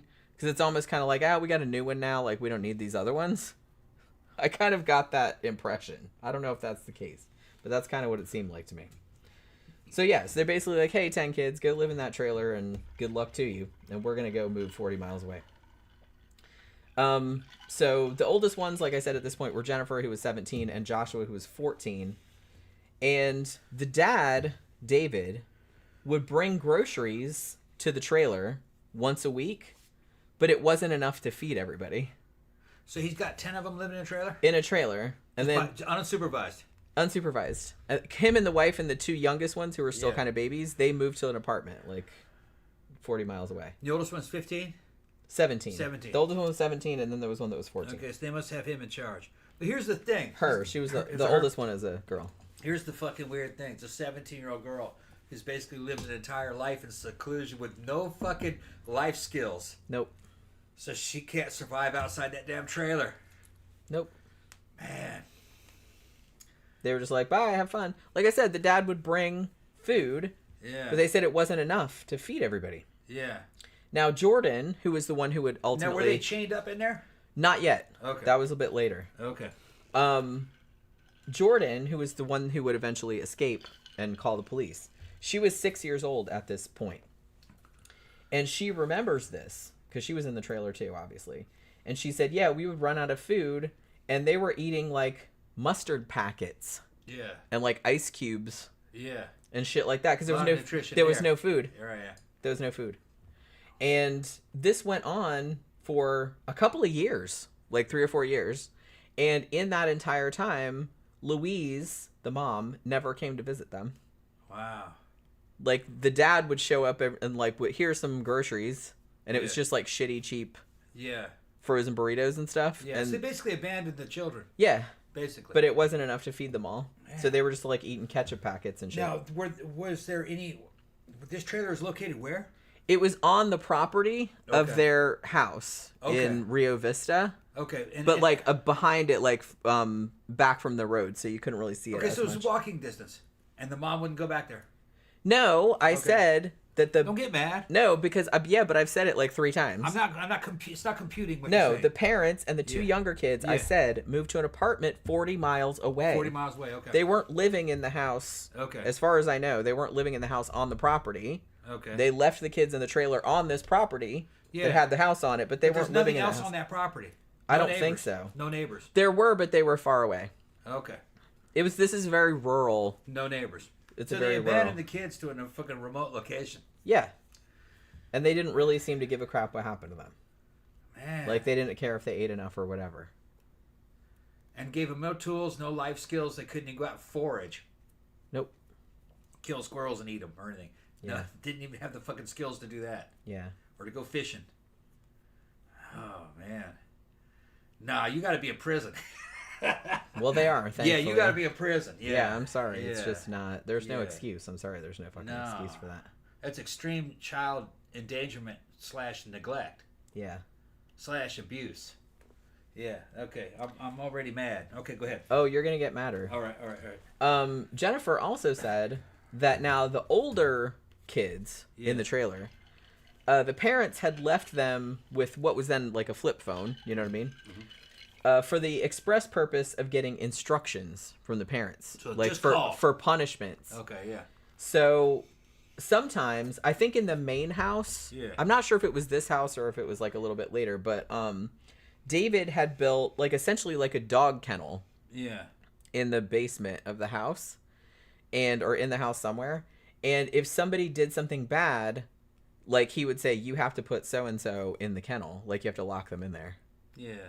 So that's what he would tell them over the phone. This is sadism. Yeah. What this is. Oh, another thing they did too was, and this happened at, I think all their houses, because actually the cops did comment on this when they went into the house when they got caught, is that everything had padlocks on it, like the refrigerator, all the doors and everything like that, because the kids were not allowed to steal food. They would get punished. Right, well, they were starving. Well, yeah, but if you stole, because of course Louise and stuff like that had like a candy stash, and she had like all these snacks and stuff, and every now and then the kids would be like, Jesus Christ, we're fucking hungry, and they would sneak in while mom was out and like go get some fucking candy bars or some shit like that, and if they found out, they would get like they would get thrown against the wall.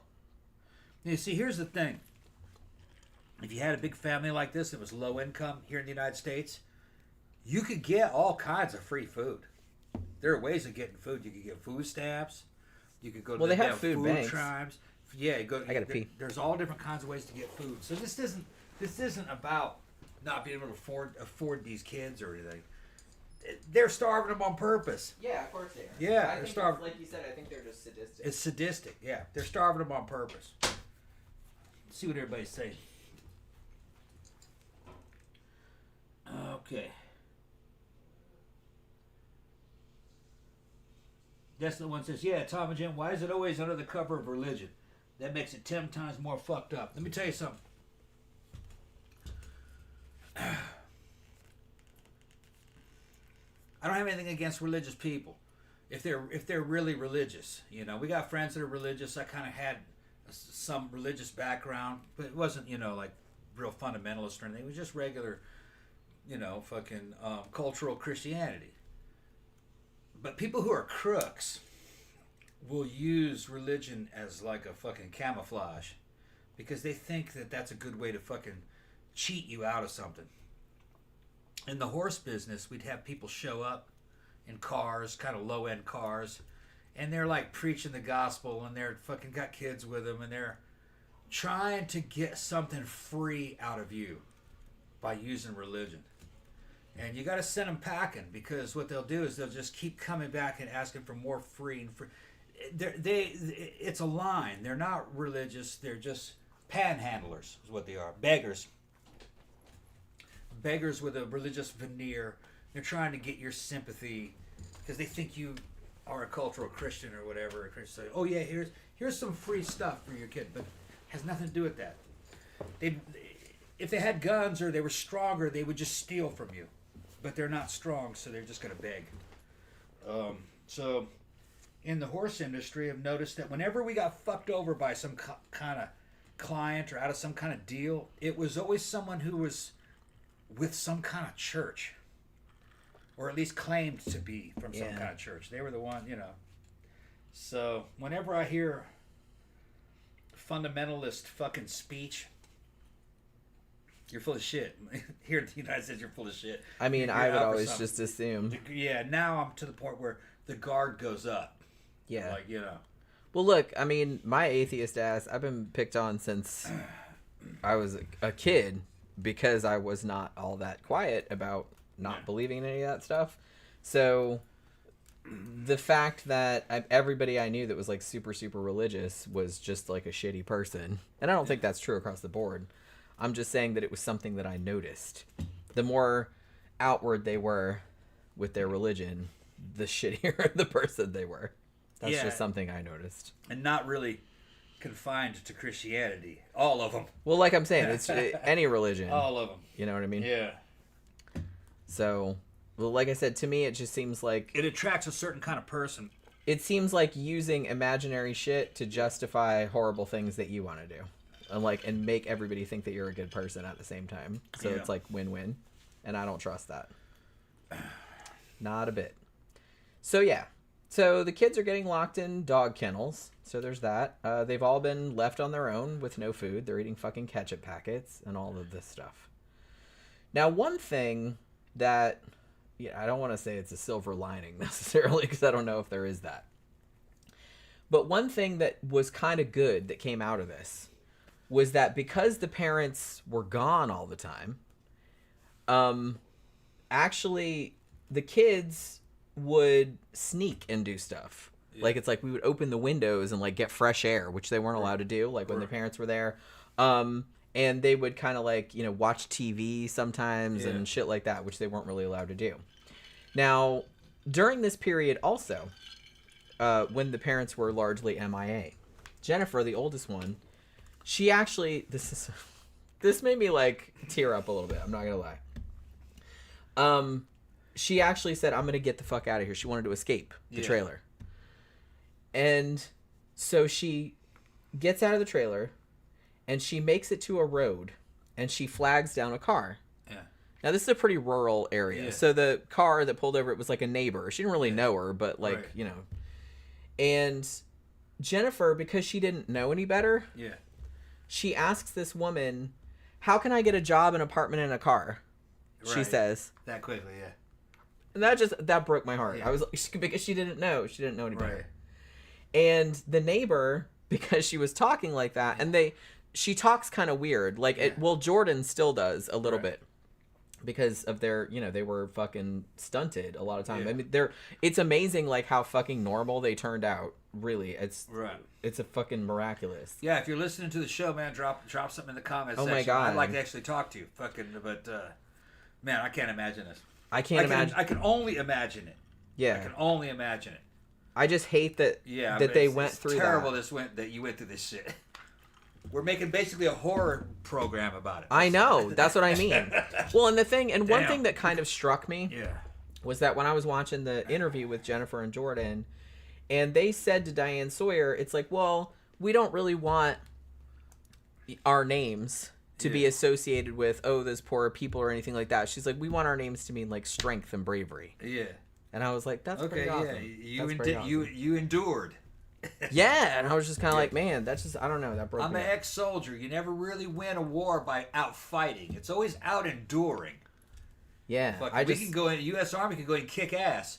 Then 10 years later, we just leave. No accomplishments. Because the enemy out endured us. Yeah. That's just the way it is. But yeah, so she got out, and so this neighbor, because she was just like, I need a job, an apartment, and a car. Because she, like I said, she didn't know. And so this neighbor thought there was something the matter with her, like thought she was mentally challenged. That's what you would think. Yeah, that's what you would think. Yeah.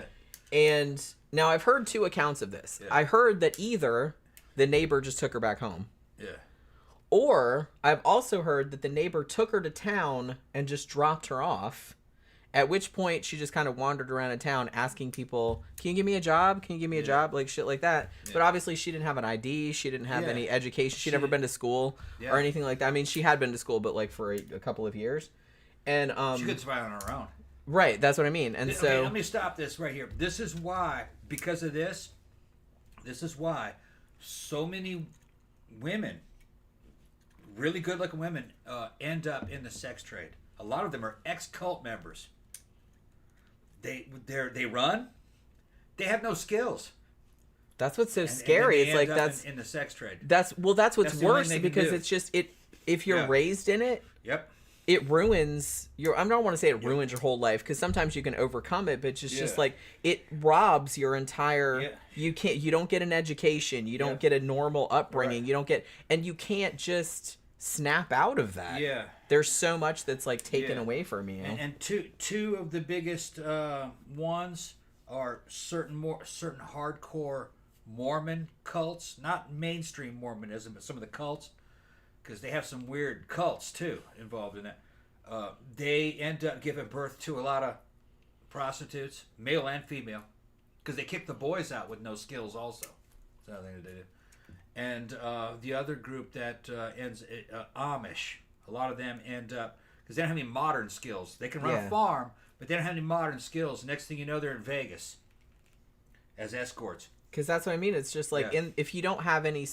Right. If you didn't grow up in the modern world with and know all of this stuff, it's like your options are really, really limited.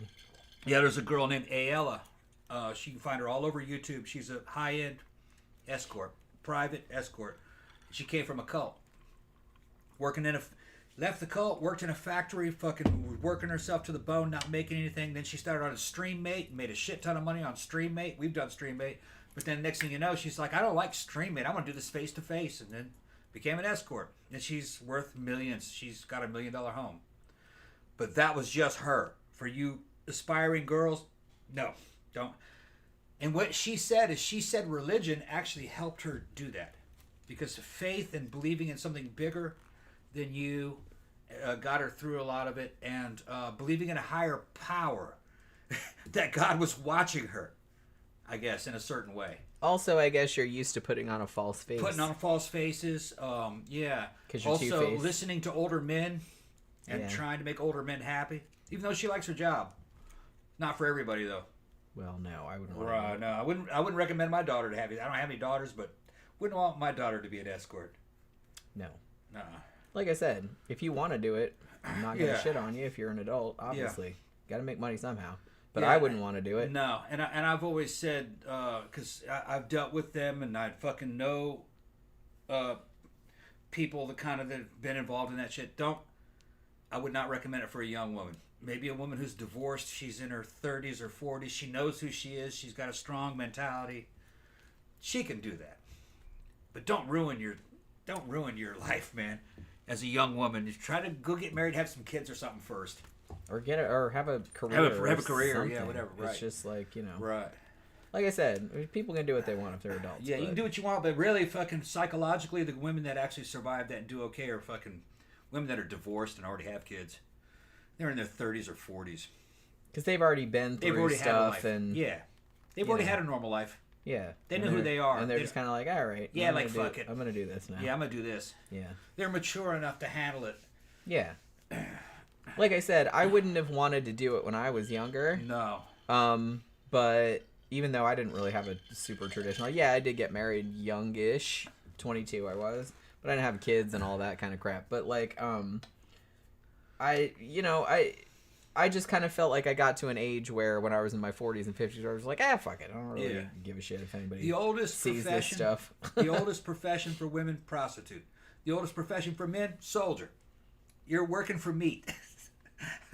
You're risking your own fucking life to try to fucking help some other dudes fucking get some mastodon meat. You know what I mean? Well, the women are also risking their own life to get some of that meat too. Fucking give me some of that mastodon meat. Fucking I'll hook you up for tonight. You know, and that's kind of... I always kind of had this weird thing, you know what I mean? Because fucking I would... If you're not a regular listener to the show, I was being lauded for what I did as a soldier, but... professional girls fucking got shat on a lot, and they were living the same kind of dangerous life, selling their bodies to old men. Well, that's what soldiers do. You sell your body to old men by fighting their enemies. You could get killed doing it. And women are selling their bodies to old men. You can get killed doing it. Yeah, same. Same thing, yeah. So, you know. Yeah. But like you said, it's soldiers get their dick sucked and women get shit on. Yeah. We're doing the same, pretty much, essentially the same thing. Well, I picked that up in Korea. I went to Korea, and there was a whole army of women that their government lined up to keep us away from their civilian women. Yeah. And they were just regular girls. Yeah, and you said you availed yourself of their services. Oh, yeah. And you actually liked them. There's no choice. Yeah. There's no choice. Either that or you go fucking crazy. Yeah. Yeah. So the thing about it, so like I said, I don't know. I heard in some accounts that the neighbor just dropped her off back at the house, but in some accounts the neighbor dropped her off in town, and then after she wandered around for a while, she ended up having to call her mom, who came and took her back to the trailer. So I don't know which account is true, but she ended up back at the trailer anyway. But she did try to escape, but like I said, she'd never really been out all that much. Yeah. She went to school, but when she was a little kid, and this was like many years later. Yeah, I'm feeling sorry for everybody. Yeah. This was, like I said, I like read and write about like fucked up murders and shit like that, but for some reason this really got to me. I don't know why. I guess because like all the, you know, the kids and stuff like that, like the ones that talk, like you can watch, there's interviews with them and stuff like that, and just like the shit that they said, like I said, that fucking body cam footage of her, like when she was called, that really got to me. But yeah. Yeah, and it sounds like a child. Yeah, that's what it really bothered me. Yeah. So harden your heart for this one. I know, yeah, it really did bother me. And I'm not ashamed to say that. It really bothered me a lot. So in June of 2010, the Turpins ended up moving from Texas. They finally gathered all the kids that they had abandoned for a few years, and they moved out to Murrieta, California. Now, I think, okay, so I've heard a couple different reasons. Both of them could be true, I assume. Or actually, there's 3 reasons, and all of them could be true, I suppose. Now, at this point, like David Turpin, he was an engineer for, I think, Northrop Grumman.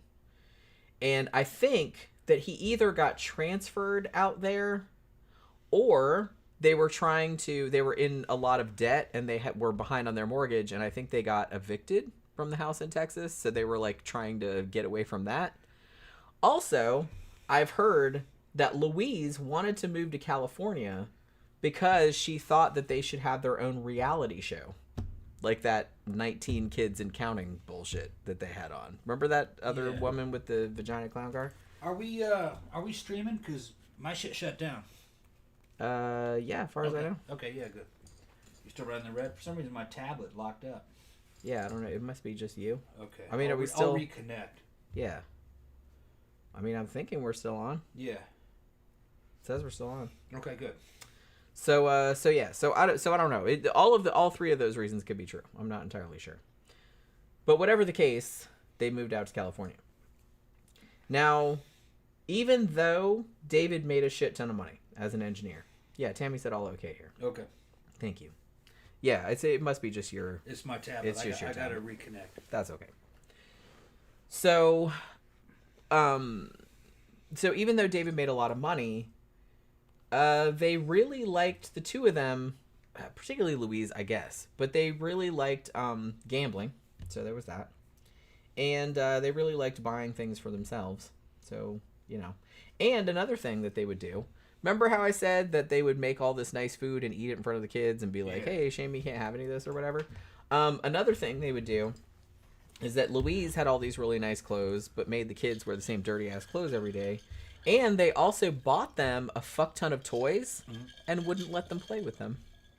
That's like one Christmas, they bought like all of them brand new bikes. Yeah. And the bikes just sat there on the porch and just rusted. Never used. That's some weird shit, man. That's like some psychological warfare. Yeah. And because even when they got caught, like when the cops came in, they said they found all like out in the garage or whatever, they found like all these toys that were like still in their boxes. Yeah. So they're not sure if they bought them, and again, both of these things could be true.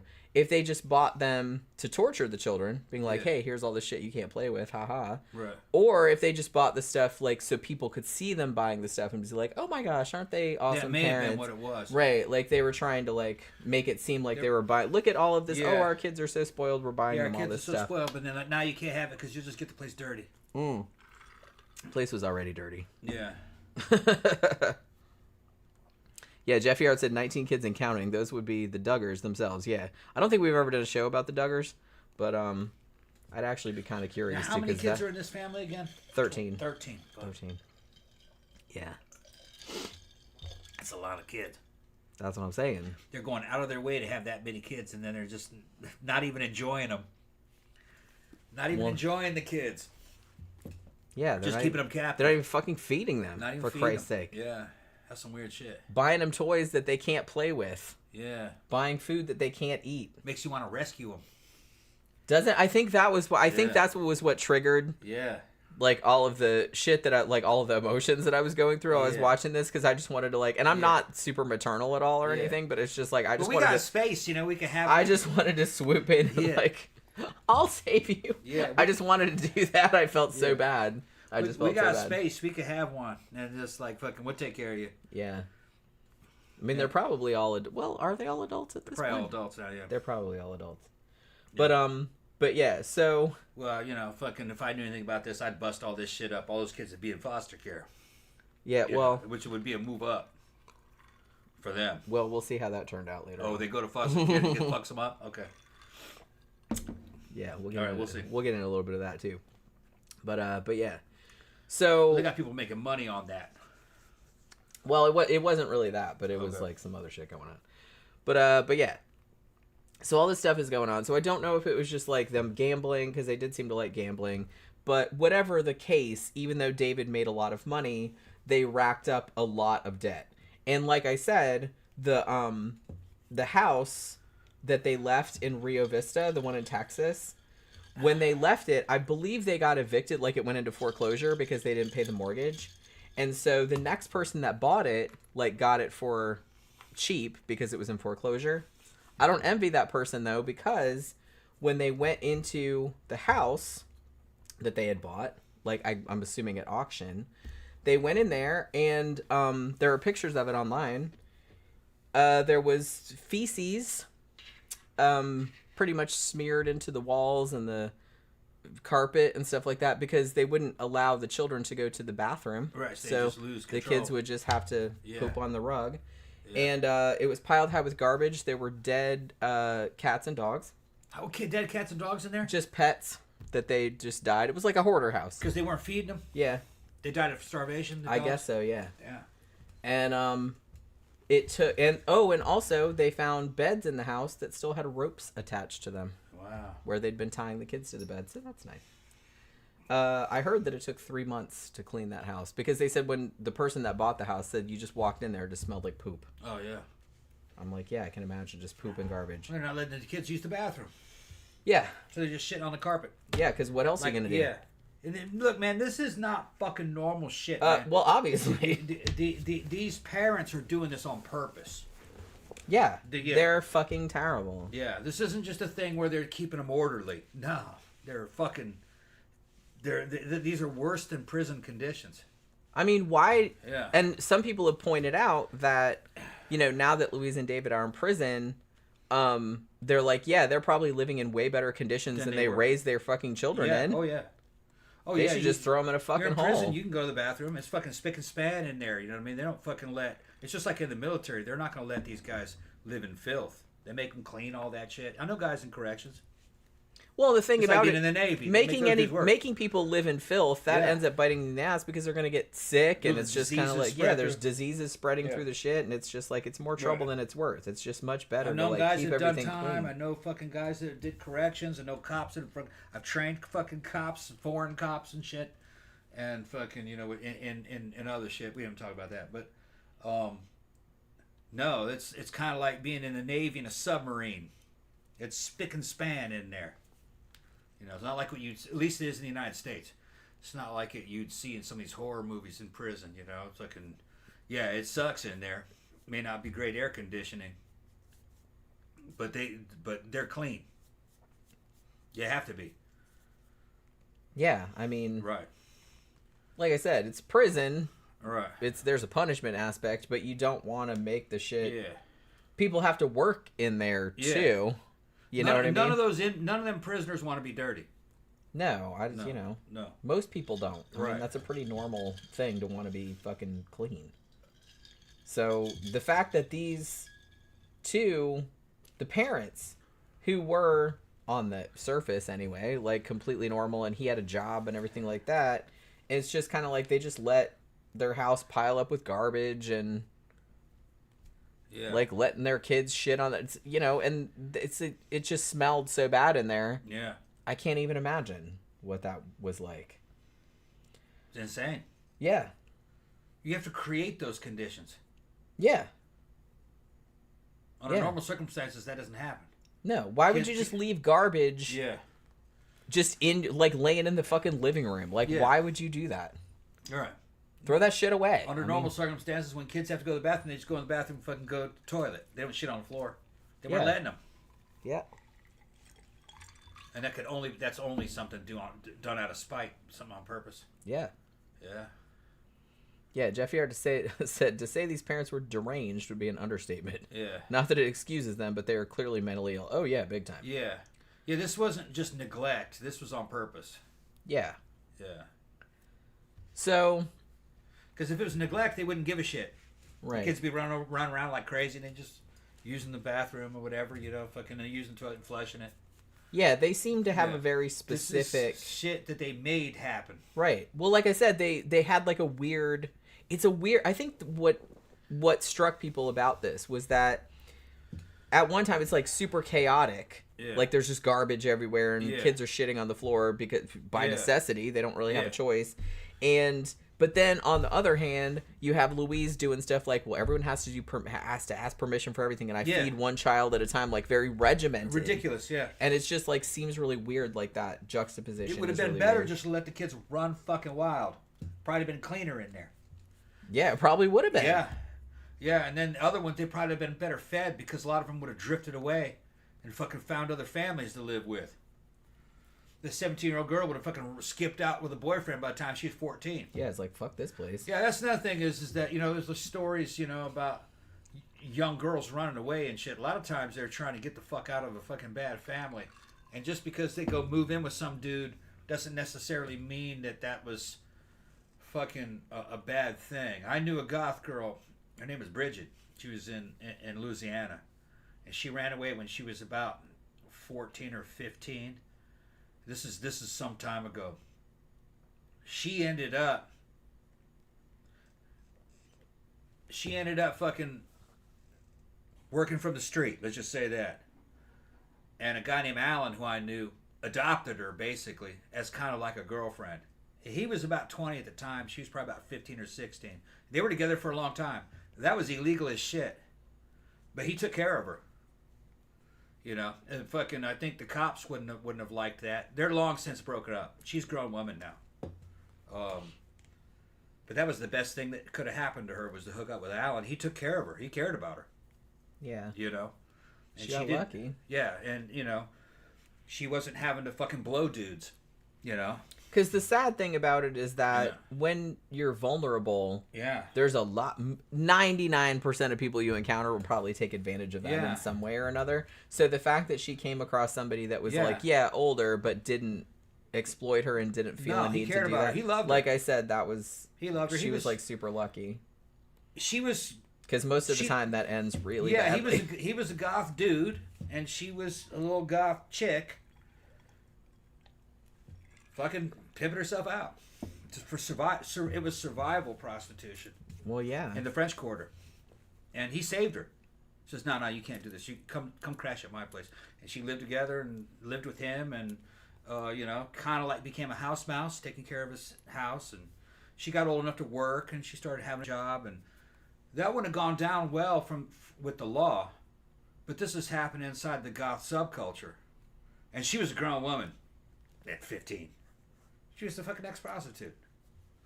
You know what I mean? She was pretty streetwise. Not quite the same deal as, She ran away from an abusive home, real abusive, Right. you know, and I think it was sexual abuse there. Okay, so no, that was the best thing that ever could have happened to her. Yeah. Yeah, like I said, you get lucky sometimes. Yeah. What usually happens, sadly, Yeah. because I write about cases like this all the time, is that, you know, girls are sexually abused at home, they run away, Yeah. and then they end up with some fucking Do this worse. pervert or a Yeah. serial killer. Yeah. Kind of sucks. No, Alan was cool. Yeah. He was a cool guy. It was just a thing of random. It was totally random. He just saw this girl, this goth girl who was doing that. He's like, "What are you doing out here?" And she just told the whole story and got to know her. And she was homeless. Yeah. And he says, "Come stay at my place." And she never left. I mean, there are some genuinely good people out Yeah. there. It's just, I understand why most people don't trust other people, because I don't either, but there are some genuinely good people that aren't going to fuck you over. When I met her, she was 17. She was working in the goth club, Yeah. but claiming to be 19. Yeah. You know. Yeah. I'm just saying. Yeah. So yeah. So in 2011, David and Louise, this was something that they did a lot. I don't actually think this was the first time they did this. They might have done this 3 times. They had a big thing where they really liked every year, every couple of years, to go to Vegas and renew their wedding vows. Like, and they'd have the Elvis impersonator doing. There's video of this online too, if you want to see that. It's a little uncomfortable to watch. Yeah. They didn't always take all of their kids, but on this occasion, they did. Now, all the kids, they bought them all matching clothes. Like, all the girls had the same dress on, and the 3 boys had a little suit on. And all of these pictures and the video and everything like that, the kids are just, like, smiling and looking super happy and everything like that. And another thing that they would do every so often was that they would dress all of them the same, and they would take them to Disneyland, because David and Louise were, like, super, super into Disneyland. So they would take the kids there, and they would make sure that they took a fuck ton of pictures, like, with all the kids, like, super smiley and everything like that. Now, the kids will say later, they're like, well, they made us, they were like, you better look happy, or, you know, obviously, like, bad shit's gonna happen later on. So they would make them all look super happy, and they would take all these pictures and then put them up on social media, so that family and stuff like that would see it and be like, oh, look at that, like, they're the perfect family, like, all 13 of them, and they're in that cute, they're all in the same outfit, and they're all super smiley and happy and everything like that. But obviously they were not. Now, as I said, as time went on, because of the Vegas shit and the gambling and all this other kind of stuff, I believe at some point David was in debt. I've heard everything from $250,000 in debt to $500,000 in debt. Not real sure what the amount was. But I believe he did file for bankruptcy in 2012, somewhere around there. Now, another thing that they did, well, I was going to say they tried to do, but they successfully did this for a long time, was that they actually, in California, they filed documents saying that they were homeschooling their kids. They basically said, our house is Sandcastle Day School, and we have 13 students. And he had an engineering degree, so I guess that was all right. And it's like, yeah, we're homeschooling the kids. Now, the kids, the 2 of them that, you know, when they escaped and were on TV or whatever, they were like, yeah, we weren't getting schooled. Right, yeah. Like, they weren't schooling us in anything. Yeah. You know, the shit that they learned on their own. Were they all illiterate? No. Some of them were, but the older ones figured it out. Like, it's really sad because Jordan, she said, well, I knew most of the letters of the alphabet. Like, they taught each other stuff. Right, yeah. Because their parents were not. Right. They didn't give a shit about teaching them anything. They just thought that was, they kind of chuckled, like, when they said homeschooled. Yeah. They're like, they weren't schooling us at all. So she knew the letters of the alphabet, but she couldn't read? I think she learned to read later. Later, yeah, okay. But, well, no, she said she knew most of the letters of the alphabet. Okay. But then, like, her sister, like, her older sister taught her to read. Most of them, I think that most of them could read because they could write in journals. Right. But, like I said, their vocabulary was real stunted. Oh, my God. I was like, this was another thing that really got me, was that during the interview, I think it was Jordan that said this. She was the one that escaped and called the police. And she said, what did she say that, like, really struck me? Instead of saying mind-blowing, she said, blow-minded. Blow-minded. She said, I was like blow-minded with it, and I was like, oh my God, that just like broke my fucking heart. That's funny. It really did. I don't know why that got me, but it really got me. Yeah, blow-minded. Yeah. And she just said it like it was a normal, and I was just like something like that. Yeah. And a couple people in the comments said that too. They're like, oh man, that like fucking, because it's like such a simple phrase, but like she could talk normal, but then like every now and then she would say something like that, and you like, it was like she came from another country. Like, and you were reminded that it's like the upbringing that she had, and like she didn't even know like these regular words, and it just kind of like, I don't know, that really got to me. So, but yeah, she said that, and I was like, actually, I kind of like that better. I kind of like that iteration. I'm gonna start using that. But yeah. So it's not like the kids. They would take the kids out every now and then, I guess, when they felt like they needed everybody to see what a perfect family they were. So they would take them to Disneyland every now and then. They'd take them to Vegas to do like renewal of the wedding vows, and they would dress them in the same clothes and make sure they took lots and lots and lots of pictures and put it all over Facebook or whatever. So yeah, so then they said that they had a homeschool, and they registered and everything with a name, and it's like David was listed as the principal and all this other kind of bullshit. But like I said, the kids said we didn't learn anything from them. They weren't schooling us. Now, in 2014, they ended up moving again to another town called Perris, California. Like I said, it's not Paris like France, but Perris, Perris, California. Now, the neighbors, they didn't see them much, but they said whenever we saw them, they thought they were a little bit mysterious. They were like, whenever you saw the kids outside, which was very, very rarely, they said that the kids seemed like they were walking around like they didn't want to be seen, like they were trying to be invisible. That was one thing that one of them said. And a couple of the neighbors did comment on how pale they were, because like I said, they hardly ever went outside, and that they were like very, very thin. A lot of people did notice that. And like I said, Louise's sisters noticed that too. It's like, God, they seem like really thin. But Louise was kind of thin and smaller, so they were like, well, maybe they just got her genetics, so they didn't think it was that big of a deal. But a lot of people did comment on how thin all of the children were. So, yeah, so there was that. They did go outside sometimes, but not always. And a little bit later, even though, like I said, Jennifer was the only one that went to public school for a couple of years, like from 1st through 3rd grade, I believe. Later on, they did, for whatever reason, allow one of the older boys to attend classes at like a local community college for a little while. I can't remember what the classes were in. But Louise would take him to the school and then like stand outside the classroom and wait for him, like until the class was over, and then take him right back home. You know? So I don't really know why they allowed him to do that or whatever, but they did like let him do that for a little while. Now, here's another thing. So whenever the parents were outside the house, sometimes the kids would like I said, like secretly watch TV shows or movies or listen to music or whatever. Now, Jordan, the one who would eventually escape, she said she got hold of like an old smartphone, because the parents did give the older kids smartphones. You know what I mean? Just so they could communicate their fucked up instructions to them. But when they realized that they could access things on there, they started watching it like when their parents were out. And Jordan said in 2015, she found, this is going to be kind of funny, but it's kind of sad too. She actually discovered Justin Bieber. Like she found like one of his, like some of his videos or something.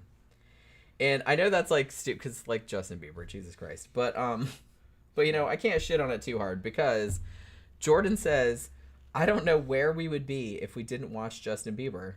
I started realizing that there's a whole different world out there. Oh yeah, imagine that would be a because trip. she saw the videos and she's like, look, he's got friends and he's going places and shit like that, and she'd never experienced that before. Yeah. And I was like, man, of all the things to come across Justin Bieber, and it's like that. It's kind of funny, but it's just kind of like, man, I don't know if she ever got to meet Justin Bieber. Maybe she did, but you'd think that he would come out and like meet her or whatever. I think she actually ended up meeting his sister, or I don't remember who it was, but something like that. But yeah, so she started watching all his videos and interviews and stuff like that, and she said that she started like learning from him, like learning words from him, like when he talked and stuff like that, because she didn't know a lot of words and stuff because she'd never been to school. Zach, I got my glasses on, man. Am I handsome or ugly with glasses? I like your glasses. Yeah. I got my readers on. I always have to wear readers because my ass is blind. Man, I don't. One of these female listeners, I forgot which one it is. Years back, I put my glasses on, and she goes, "Damn, Tom put his glasses on. I didn't realize how handsome he was." Does that mean I was handsomer before the glasses? I put the glasses on and became ugly, or I put the glasses on and I became handsome? That's the thing I didn't understand. would assume that meant you when you put the glasses on, you became handsomer. Okay, because you looked smarter. That's what it is. Yeah, it raises my IQ. Yeah, exactly. That's it's how all that, illusion, though. I'm dumb as fuck. Works. It's all. You're what? You're dumb as fuck. I'm dumb as fuck. It's all illusion. You're not really. You're not really. I like you with glasses or without glasses. Yeah. You know me. I don't like them. Really? I don't like with glasses. I gotta wear them. Everything just looks super blurry. Yeah. Look, I think you look very distinguished with them on. Okay. Because like I said, you look smarter. Thank you. So yeah. So I look dumb without glasses. That's not what I meant. Yeah. That's not what I meant. I didn't mean you look dumb without glasses. Zachary I'm saying you exist with glasses? He didn't even I'm know saying you look exist. smarter. Is that what it is? Or? You know, Zach smarter. doesn't even know I exist with glasses. Yeah. I'm trying to get my gay fan base to support me. Well, fucking, tell me about the fucking glasses or without glasses. I need some fucking, For the maybe the frames aren't the right color. For the gay audience, you need to get some more of those underwear that you were showing me. Oh yeah. Oh, I got some fucking gay underwear coming for these next videos, bro. Yeah. Yeah. Jenny saw those and goes, "Oh yeah, get those." Yeah, I picked some. It's just a bunch of straps. It's just a bunch of straps that go around, and they a bunch of straps in your fucking junk hanging out in the front. I was like, "Oh yeah, I like that." I'll probably make some videos with that. Well, yeah, I mean, you better. Yeah. Yeah. Yeah. So you show up with them on, man. You're ready. You don't even take anything off. Yeah. Handy. Yeah. You just like roll over. That's what I mean. Yeah. I like the convenience aspect. Yeah, yeah. It's convenient, right? Zach says you're not my type, Tom. I don't know. Yeah, I don't know what to tell that you. bitch is always playing hard to get. I know, right? But yeah. So anyway, Justin Bieber. That's what we were talking about. So yeah. So she would watch his interviews, and she said she learned a lot of words from him and all this other kind of stuff. And it actually also encouraged her. This is crazy. This is like, you guys, I know this is going to sound like glib or whatever, but it's just, I really mean this. This is like the power of fucking pop music, you guys. Yeah. Like, it encouraged her to start recording herself singing and posting it on YouTube. Yeah. Like, she figured out how to do that. Yeah. And she actually has a really nice singing voice. Okay. And she would write her own little songs, and she would make these little videos and stuff. And she started posting them on YouTube. And somebody commented, like a boy, he commented on one of her posts and said, why are you always posting like in the middle of the night? You know what I mean? Because she, like I said, they made them stay up all night long and yeah. So she was always posting like in the middle of the night. She was always like in her bathroom or whatever. Right, yeah. She's like, man, you're always in your bathroom and you're always up in the middle of the night.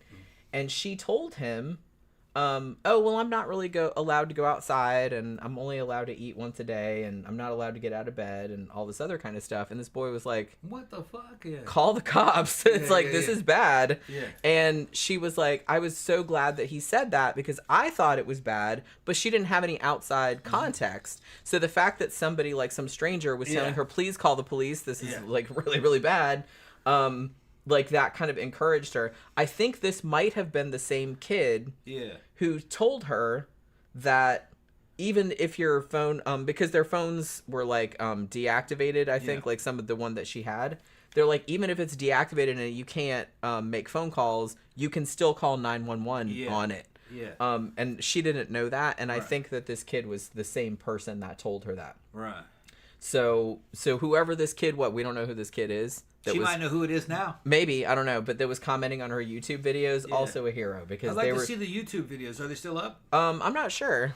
They might. I've seen clips. I've seen little like snippets of them, but yeah. So So shout out to that kid, whoever that kid was, like at the time, for saying, please call the police. This is like really fucked up.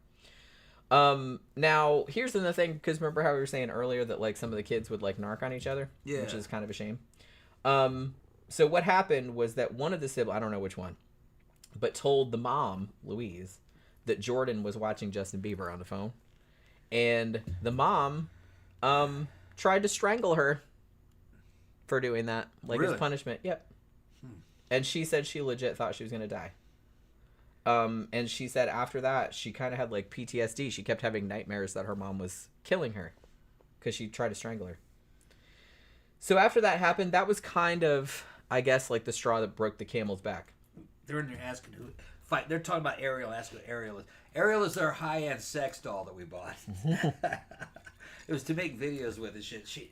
You'll see her on. We put her up on the Friday shows. On the Friday shows, yeah. Back there.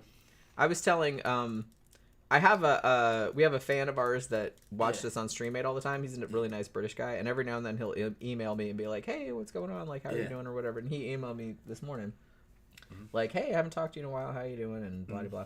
And I told him about the doll, and he's like super jazzed about that. So it's like, he's like, I knew the doll go over well. He's like, I've actually never seen any videos like that with the dolls in it, but he's like, now I'm gonna go look at some just to see like what I'm getting. Ariel is her brand name or her model name, because she's actually modeled after Ariel, like the Little Mermaid, the animated one. Yeah, the Little Mermaid that was animated after she got legs. Yeah, and then the other one that they sell is Jessica Rabbit. Jessica Rabbit. If I get another one, it's gonna be Jessica. She's a bit bigger. We just got this one first because she was smaller and lighter. I mean, she still weighs 80-something pounds, right? She's 80 pounds. Yeah. A French porn star guy who fucking uses dolls and real women and combinations of the both recommended that one to me. And he was right. Because it's easier to move around. I mean, they're still kind of a bitch. 80 pounds, man, and it's all dead weight. Yeah. And you got to carry it around, and you got to put it in the bathtub and clean it. And it's like taking care of a person. Yeah. And because I wanted to get something that was like more like 130 pounds. He's like, dude, you don't understand what a handful that is. Yeah, because like, even the 80-pound one is like kind of a bitch. Like, to move around. Right? Just because it's like it's like a body, so it's like moving somebody that can't move. You know what I mean? Yeah, like, and taking care of them is like a lot more complicated than or you something. Think. Clothes stain them, so you got to make sure they got to know how to take stains out of them because the dye seeps into it. When they're clean, they're really sticky. Everything sticks to them. Hair, lint, everything. Yeah, cat hair. So you got to learn how to fucking put... You need to use pure talc, which is kind of an expensive powder. Regular baby powder doesn't work. It discolors. You got to use pure talc to dry them out, to get things to fall off of them. Their skeletons, they have internal skeletons that are real fucking stiff that have to be broken in. They got funny fingers. They're just fucking wires. I don't like that. They should have been articulated. And some of the real expensive ones, they're like $3,000, have articulated fingers. But because you move it over and it lands on its own hand and it bends everything back like a damn octopus. It's a little weird. You're trying to have sex with this thing. Yeah. People are going, man. Somebody was saying you better not show that thing. You better not neglect Jen. It was Jen's idea. Jen came up with this idea. I thought that was a good idea for make videos with. Yeah, I thought it would make good videos. Yeah. Like I said, it's a lot less hassle than hiring a third person for me to make videos. It's not like guys imagine. Having sex with that thing is a lot of work because it's dead weight. It's not like throwing around a 90-pound girl because she's helping you. She's like moving around. She's moving around and helping you. No, you have to set up certain shots. If you've got the real thing, you're going to take the real thing over that. Yeah. But if I was a guy who was like single and fucking just watching porn and shit, yeah, why not? You'll have fun with that. Yeah. It's just like for thousands of years, dudes have commissioned all these beautiful paintings and sculptures of women and shit way before porn. If they could have sex with that, they would. Yeah. Well, those dolls, the high-end ones, it's like having a fucking real cute statue that you can put clothes on and have it sitting in there, and it's just, it's like a piece of art. And you can have sex with it. I mean, to be honest, like I said, we're going to do like videos with it, but we don't really use it that much otherwise. And honestly, like, most of the time, I feel like you just kind of like me making out with it, like, while you're, Well, we tried it out to see. We have to. I mean, I wanted to watch you have sex jumped with on. it. I think she got jealous. No, I wanted to see what it looked like, and I wanted to know what it felt like from your thing, because I was like interested. It's okay. Yeah. It's good. It's not as good as the real thing. Yeah. Yeah. But like I said, most of the time. Yeah. It's mostly just me making out with it. Yeah. See, it was either that or hire my ex. And you know what I mean? And we got to pay that. And then you got to go through problems. And then my ex's fucking husband is going to want to fucking...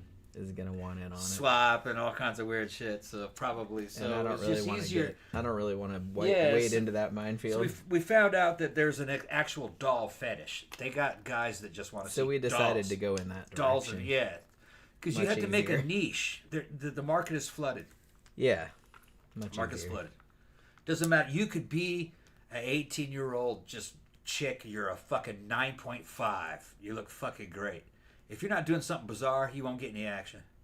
There's a lot of them. So many fucking girls, Yeah, you really got to like pick a weird niche and like stick with that. Yeah, and it may be going out of style because there's just so much of it that dudes are getting bored with it. Really, I think the future is things like StreamMate, which is live communication one-on-one. But that's a pain in the ass. Phantom says just hire an escort. Well, no, we could just hire friends. And well, the thing about it is that the only reason we would do it is just for videos. And if you're gonna do that, like, you have to vet them. You gotta vet them. You gotta do fucking testing.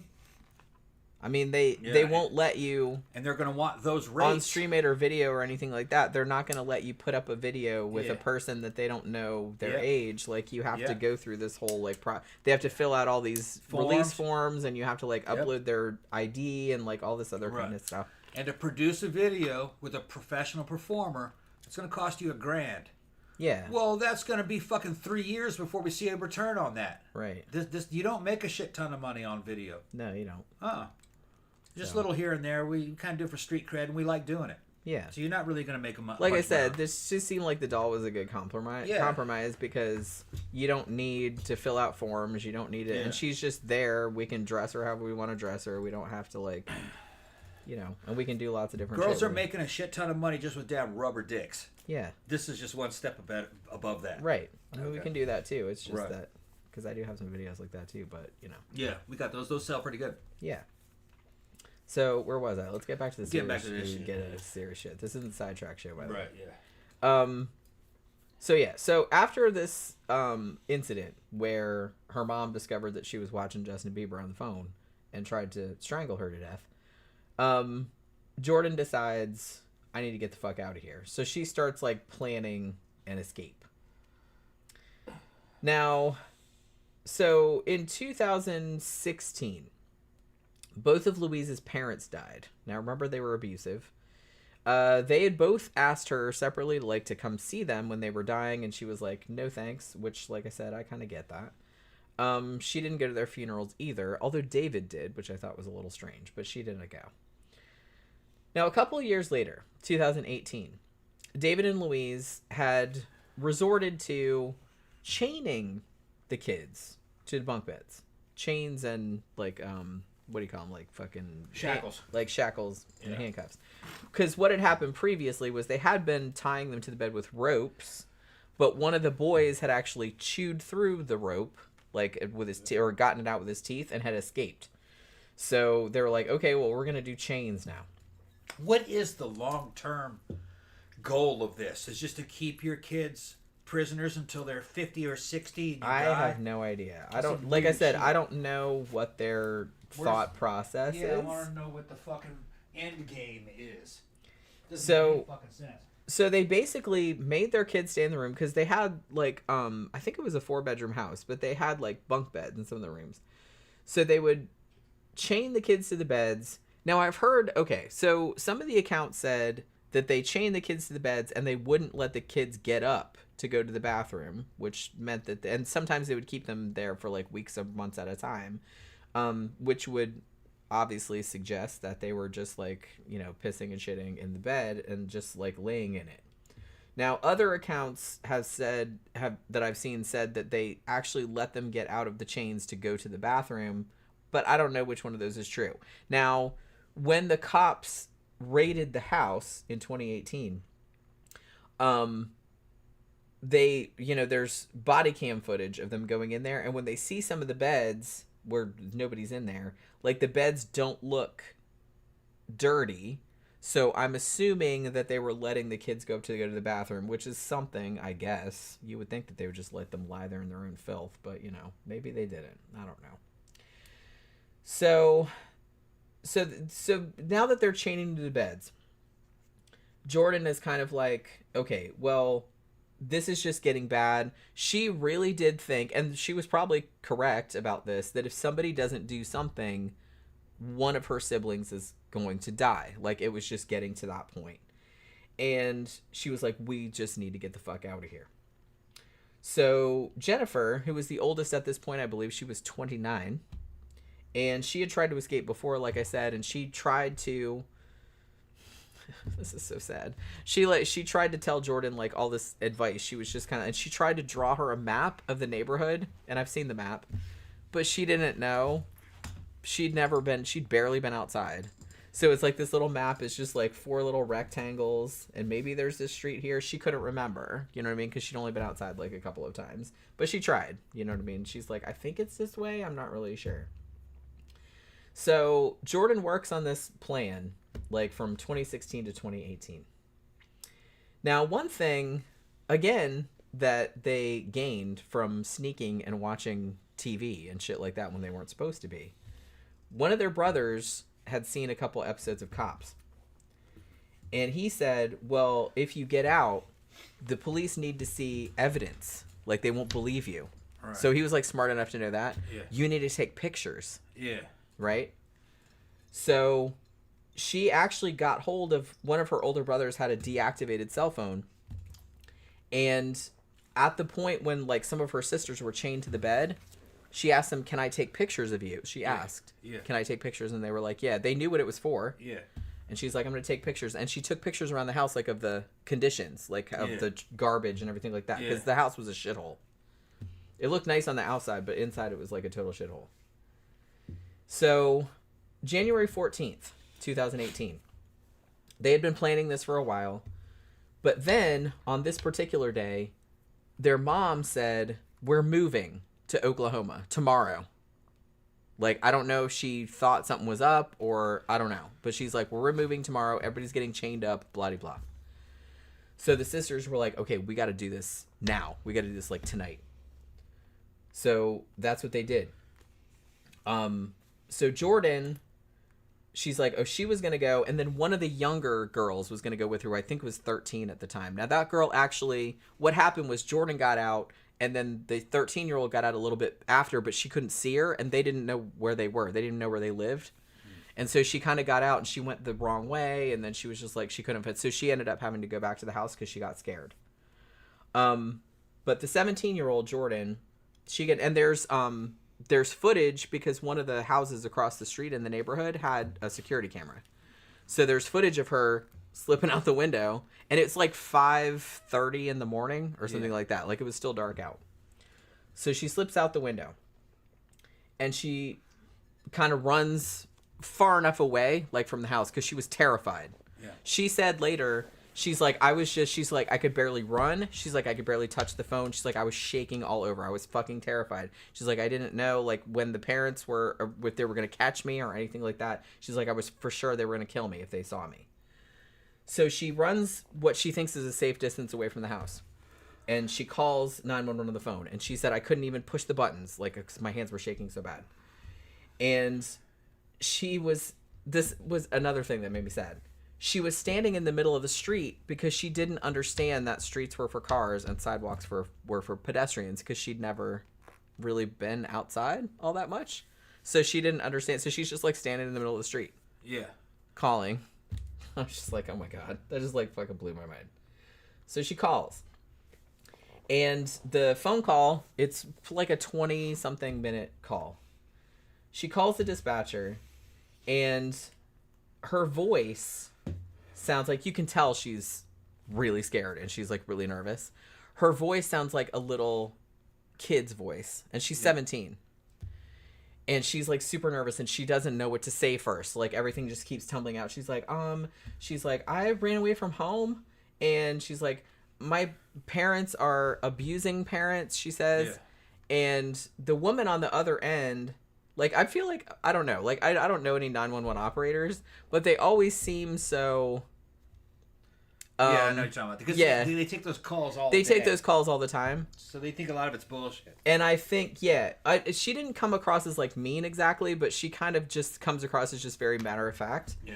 And so she's on there, and she's like, and she says... You know, my parents are she said, there's 15, I'm in a family of 15, she says. And she's like, and, you know, our parents abuse us. And the woman is like, well, how do they abuse you? Well, they're like, they yank out our hair and throw us against a wall and all this other stuff. And then she says, we live in filth, she says. Yeah. And then she says, sometimes I wake up and the smell is so bad that I can't breathe, she said. Yeah. And then she says, right now, 2 of my sisters are chained to their beds. And the woman's like, what? Like, chained to the beds? And she's like, yeah, they're chained to the beds. And so the woman, you can tell she doesn't really believe it. I mean, it's a crazy story. Because it sounds like a little kid. Like sounds I said, a little kid making something up. It doesn't sound like a 17-year-old. Yeah. And so, and then the dispatcher's probably trying to imagine it. That's not a normal call. Yeah, it's absolutely not. Yeah. And so she's like, and she even says something like, about a bath, and she's like, and we're not allowed to take baths, and, you know, and all this other stuff. And then she's like, the dispatcher's like, when was the last time you had a bath? And she's like, almost a year ago. Yeah. She says. Yeah. They were only allowed to take a bath once a year. Yeah. So yeah. And so the woman is like, okay, well, where do you live? And she's like, okay, well, she's like, this is going to take a while. Yeah. And she had a piece of paper, like part of an envelope that had that address on it, but she didn't know what an address was. Yeah. And so she just starts reading like this series of numbers. Yeah. She's like 975. And the woman's like, that's not a address. She's like, what's the street name? And she said, I haven't been out. I don't go out much. I don't know anything about the streets or anything. Right, she said she didn't know like what. It was terrible. It's terrible. And she didn't know anything. So they talk for a little while, and then the first cop shows up, and you can see it. Like I said, you can see there's. So they kind of knew where she was if the cop showed up. Yeah, they figured it out. Like, well, eventually, because they were like, well, your house number should have, because she read the zip code. She's like, okay, well, that's probably the zip code. She's like, your house number was probably 3 digits, like, because they knew where that zip code was. Right. And so they kind of figured out like where she was. So they sent a cop out there, and the cop shows up. And she's still on the phone with the dispatcher, and you can hear her say hi to the cop. And this is the first time that she's ever spoken to a stranger. She'd never seen a cop before. Wow. So she was freaking out because she thought that she was just going to get put in the car and taken back home. Right. Yeah. You know what I mean? Because that's kind of what had happened to her older sister. Never talked to a stranger, never seen a cop. Nope. Yeah, man. That's weird. 17, I know, it's fucking crazy. Bubble girl. It's crazy. Living in a bubble. And so like I said, you can see the body cam footage, and it's just like, and she looks like, she's 17, but she still looks like a kid. I mean, and she sounds like a kid. Yeah. And I saw a picture of her. She looked like she was 9. Yeah, and it's just and when the cop's talking to her, she's like, am I talking too much? She's like, I'm sorry, I've never talked to you. She's like, I'm really terrified right now. She's like, I've never talked to a stranger before, and I've never like been outside and all this other stuff. And like he was probably like, what the fuck is it? What the fuck? Well, he thought, and they talked to him later, like she on the 2020 show, like they actually reunited them. Yeah. And he said he'd had a real shit day, like it was like the end of his shift. He's like, man, we had like domestic abuse, we had all this terrible, like a shooting and all this other kind of crap. And he's like, and this was like the last call, and he thought it was just like a runaway case. And he's like, this will be easy. It's just probably like some teenager that ran away, and they'll just take him back home, and Bob's your uncle. Like, I'll just go back home. So Bob's your uncle's not American. Even I don't know what that is. That just means like, well, and there it is. You know what I mean? Okay. Yeah, it's a British thing. So sorry about that. I live in the UK for a little while, so it comes out every now and then. But yeah, so he comes up to her, and he's basically like, you can tell he didn't really believe her at first. And he's like, one of the things he asked was, he's like, are you on any medications right now? And she says, what's medications? Yeah. And he's like, medications? What's medications? Yeah. She didn't know what that was. She didn't know what that word meant. Yeah. And then he asked her, you know, are you injured? What's injured? Yeah, she didn't know what that was. She didn't know what that word meant. Yeah. And he's like, are you hurt? And she's like, oh, not right now, no. Right. Ugh. Yeah. Yeah. So she's basically saying, she's like, yeah, my siblings, she's like, they're tied to the bed, they're chained to the beds and all this other stuff. And the cop is like, they're chained to the bed, like, in the house? And she's like, yeah. And he's like, not really believing it because it sounds kind of crazy. And then he says, do you have any pictures of this? Yes.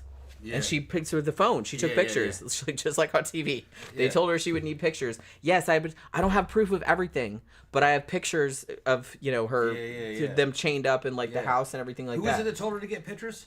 The I think one of her brothers or her sisters, because he saw it on Cops or whatever. Yeah, they need evidence. Okay, yeah. So she took pictures of a bunch of stuff, like as much as on the phone. Yeah.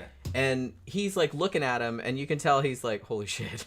Yeah. Like, and he's like, you keep those photos, don't throw. Oh, I will. Yeah. Like, don't get rid of those. All right. And so then, obviously, he has to call for backup because he's like, well, this is not just a runaway case. This is fucked up. Because, like, you can obviously tell in the pictures that something very, very bad is going on. So, like, it's only, like, it was just sun up. And they're like, okay, well, we can go to the house right now. And because there are allegedly children in danger, they don't need a warrant. Right. So a bunch of cops go, like I said, you can see the body cam footage, and they go to the front door, and they're like, we're just going to say it's a welfare check. Yeah. Right? So they go to the door, and they knock for, like, a long time. Yeah. I mean, they can bust that shit down, though. They can. Well, they didn't, but what they did, I mean, they probably would have had it not gone the way it down. I think it's only, like, 6:30 in the morning or something like that at this point. So they knock on the door for, like, 2 minutes or something like that, and nobody comes to the door. And then they back up a little bit, and they're like, okay, well, nobody's coming to the door. Like, now what are we going to do? But then, like, the door opens, and you can see Louise peeking out. Yeah. And she sees the cops on the doorstep. Yeah. And one of the best things ever about this is that she comes out, and you can see in her face that oh shit moment. Yep. She knows she's fucking busted. Because all those damn cop cars. She knows it. Yeah. You can see it right there in her face. Yep. She acts like super, super confused. Like, what are you guys doing? We were just in bed. Like, what are you doing here? Yeah. And all this other shit. You know, and the cops are super, super nice to them. Right. And they're just kind of like, hey, well, we just got a call from somebody, and we just want to check out and make sure everybody's okay and all this other kind of stuff. You know what I mean? And David was, like, right behind her. And so he's like, can we just come in and, like, see what's going on and everything? And they didn't resist. They let them come in.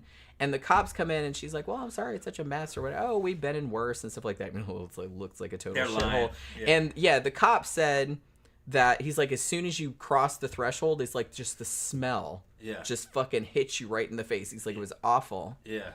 And they're like, okay, obviously something's really, really bad in here. So they're like looking through all the rooms and everything. And what had happened was that, I guess in that 2 minutes before they had come to the door, they had actually unchained 2 of the kids, but one of them was still chained. But he was like in a bedroom that was kind of not, but the cops found it though. And when they got in there, there was one boy. The chains anyway. Yeah, but they did see the chains, and they're just like, okay, this is fucked up. Yeah, I remember seeing videos of that. They're look at this, look. Yeah, I remember that. And but they could tell that 2 of the girls, who I think were like in a closet or something like that, like they had marks on their wrists that looked like they had just been unchained, and the boy was still chained. Yeah.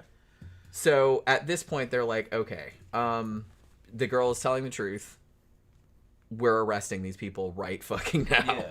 Yeah. So they did. They arrested them. That was another sad thing too. Another thing that Jordan, she didn't know the word bruise. Yeah. So she said, I can't remember the wording that she used, but she was talking about, well, you know, the kids, they're chained up at night, and something about it makes the place on their wrist or something like that, and they wake up crying all the time because of the chains. Like, she didn't know the word for bruise, right? And And so that was like another thing that really bothered me, like that she doesn't know the words for simple things like that. But so obviously because there's a kid chained up and 2 of the kids that have obviously just been unchained and the place is a fucking shithole, they're like, yeah. And you can see one cop like say to the other cop, it's like, let's detain those parents. Like he just says it like that. And I'm just like, yes, please someone detain them.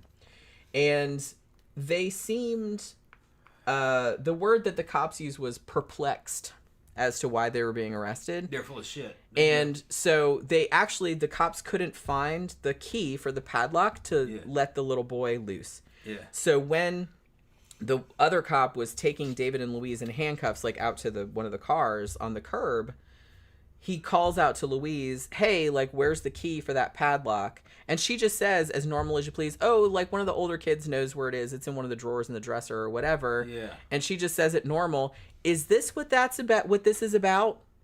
That's what she said. Yeah. Oh, is this all this is about? Like, one of the kids chained up? No big.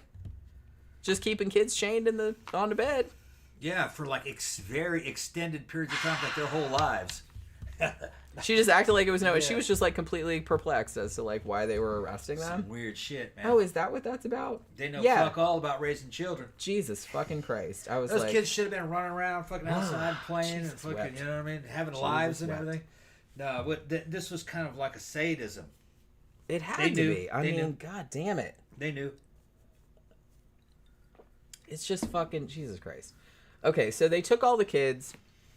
And Jordan, she was in the back of the police car, and she said even when they were bringing her parents out in handcuffs, she was like kind of ducking. She was like fucking terrified. Yeah, scared them. She for real thought, and she said this later, she's like, I thought that they would just kill me in front of the cops. They couldn't do anything to her after that point. Because her dad did have a gun. He used to like shoot cans in the driveway and shit. She didn't understand power dynamics of the real world. Well, like I said, she didn't know how anything worked. So like I said, that's what's so shit compared to them cops. That's what's so fucking heartbreaking about it. Yeah.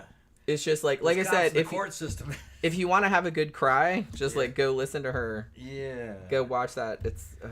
It's just it's really like fucked me up. So yeah. So they take these assholes to prison, like to jail. They take all the kids to the hospital, obviously, because they're horribly malnourished. Obviously, they're all very, very thin. Yeah. And the cops thought they were all minors. Right. When they found them. As a matter of fact, 7 of them were over 18. Damn. But they were so malnourished that they were tiny. I mean, they were very, very small. Now, I wonder if they can gain height that late. I think the platelets are probably fused. I would doubt it. I would doubt it. Another thing they found in the house was a bunch of journals, because the ones that could write had written down like all the bad shit that had happened to them. So that was good too. That was some more evidence. They said that the 2-year-old, who was the youngest at the time, obviously he was still like a toddler, was the only one that looked healthy. Right. So they kind of fed them pretty well up until they got a certain age, and then That's what I mean. I think after they were like not cute babies anymore, they just like didn't give a shit anymore, and they were just like got bored of them or whatever. So they asked Jordan, like, this isn't a well thought out plan. Why are they having children if they're doing this to them? And what are they? And they're keeping them longer than they had to if they're trying to get rid of them. As soon as they get 18, you can kick them out of the house. But they didn't even prepare them for the real world. No, it's just some weird shit, man. And that's not neglect. That's something that's evil. Yeah, some kind of evil. Yeah, it's intent. It's almost kind of like hoarding. Maybe they're child hoarding. Well, like I said, they did seem to have hoarding tendencies too, because every house they lived in was looked like a hoarder house. Maybe that's what it is. Like they just had garbage everywhere. It's like those old ladies that hoard cats. Yeah. And then the cats starve. Yeah, same thing applied here. Yeah. So. Yeah, that so, but the thing is that no, what you do is you give those parents life in prison. Well, that's what they got. That's what you do. Happily. Yeah. You're evil. You can't be trusted. But yeah. So they asked Jordan, she had actually been to a doctor, but she hadn't been to a doctor for 5 years. She said she'd never been to a dentist, didn't really know what that was. The 11-year-old child was so malnourished that her arm circumference was the same as a 4.5-month-old baby. Damn. The 29-year-old, who was the oldest, Yeah. weighed 82 pounds. Fuck, this is a 30-year-old person, basically. Yep. I can't imagine that shit. Yep. Fuck. They were all just like, yeah. At 30, I was getting married. Yeah. Yeah. I mean, it's like I said, they robbed their whole entire childhood. Yeah. They should have given him death, actually. Yeah, I mean, I don't think anybody would have felt bad if they'd have just hit him in the head with a hammer and Yeah. thrown him in a hole. Yeah. I mean, Jesus Christ. Yeah. If you're any of the kids from this family who may be listening to this show, your parents were fucking trash. You know, I know there's instinctive ability, there's an instinctive drive to kind of like protect them because of your family. No, what they did to you is fucking crime against nature. I mean, nobody Crime deserves they're to be trash. treated like this. Nobody. Yeah. No. Totally inhumane. No, it's beyond inhumane. That's evil. Yeah. It's just evil. Yeah. Yeah. And I mean, like I said, it seemed like David, I'm not sure. I'm pretty sure he was just like a fucking pervert or whatever. Because I don't know if I mentioned it, but he didn't seem to... None of the kids reported sexual abuse except one of them. This is the dad? She said at one point the dad, he'd been like sitting in the living room or something like that, and had one of the girls come over and like pulled her pants off and then made her sit on his lap. Yeah. And he was gonna do some shit, but then like Louise came up the stairs or whatever, so he stopped doing it. Like, I think that's what happened, but like I don't know if he did like widespread sexual abuse. He did seem like a pervo, so I'm not real sure, but he did get charged with that. Sexual abuse in at least one case. But the weird thing about it is that Louise, as I mentioned, didn't really seem to understand the gravity of the situation. She wrote an apology letter to the kids, and basically it said shit like, "Sorry I chained you up. It won't happen again. You know, I guarantee I'll be a better mother." Like, she you. thought she was going to get them all back and she was going to fix it. Yeah. Like somebody said that it's like she seemed to think, oh, well, I'll just go take some parenting classes and I'll get all my kids back and everything will be back to the way it was again. 7 of them were fucking not minors anymore. Yeah, they were in their 20s. Bitch sick, man. Yeah, she's crazy. She's crazy. Crazy or retarded. I don't know what the fuck was the matter with her. Like I said, she had a horrible upbringing, but that doesn't excuse it. No. That doesn't excuse it. No. So they sent all the kids to the hospital, obviously, because they have various problems. And most of them spent a couple of months in there. Here's another sad thing, is that, you know, when you have to go to the hospital, it's like, oh man, you have to go to the hospital. It's like super sucky. The kids loved it. The hospital? Oh, yeah. Yeah, they were like... Oh, man, it's clean food? Yeah, it was clean, bathroom? and like people were taking care of them. Yeah, sure. Jennifer said that they were playing music over like Muzak or whatever, and she got out on the floor and like started dancing. Oh, yeah. In the hospital. They're finally alive. Jesus Christ. No, I feel it. Yeah. Hell yeah. Like, yeah, I can get it. Like, You're free from they prison. appreciate everything. Yeah. Like, what they said that they went to a playground and they'd never seen one before. Yeah. And Jordan said, heaven can't be better than this. Right. Like, seeing just like a kid's playground. Yeah. Because she'd never seen one. Right. And she was like 17. So they take him to the hospital. All of them had numerous health problems. Heart damage because of malnutrition. Yeah. Cognitive impairments. Oh, yeah. No stimuli. Nope. And a lot of them had nerve damage because they weren't allowed to exercise or like run around outside or anything like that. They were just confined to their beds most of the time. Yeah. Most of them had nerve damage. Some of it is irreversible. Damn. I believe, I don't know if this is the case, but I believe that some of the girls are infertile now. Right. Like they lost their ability to have children. Because they're not enough calories. Yeah. Because they were starving. CB said it's a miracle none of them died. Yeah, exactly. The miracle none Yeah, of them well, died. that was one of the things that spurred Jordan's like, I have to do something right now. Not only because they were moving, but she legit thought if this goes on any longer, one of us is going to die. And she was not wrong. I'm sure she was not wrong. Yeah. I'm amazed that they survived in the filth that they survived in. Yeah, some of them were in their 30s. Damn near 30s. Yeah, I mean, 29 the oldest one was when they got caught, when the parents got caught. God, this just makes me so sad. Yeah, you're going to have to die if you do that. I mean, Jesus. Sorry. I'd behead a person for that. Yeah. That's probably too good for him. It's too quick, to be honest. I'll call Murder Hornet over. We'll skin him alive. hit him up with fentanyl. Murder Hornet sent me a damn fucking cartel video of them skinning the fucking dude alive. Fucking, they hit him up with fentanyl. He knows about it. Fucking skin that dude alive in about less than 30 seconds with a knife, with a skinning knife. He's stumbling all around. That's what I'd do to that motherfucker. Phantom says, the Turpin family is a cunt hair away from being mommy and daddy from People Under the Stairs. Yeah. Holy crap. Yeah. Like, that was not an instruction manual, you guys. That was a horror movie. So, yeah, that was a Wes Craven movie. Do you remember that? We reviewed that a while back. But, yeah, similar. They had a bunch of kids, like, living in their walls and stuff.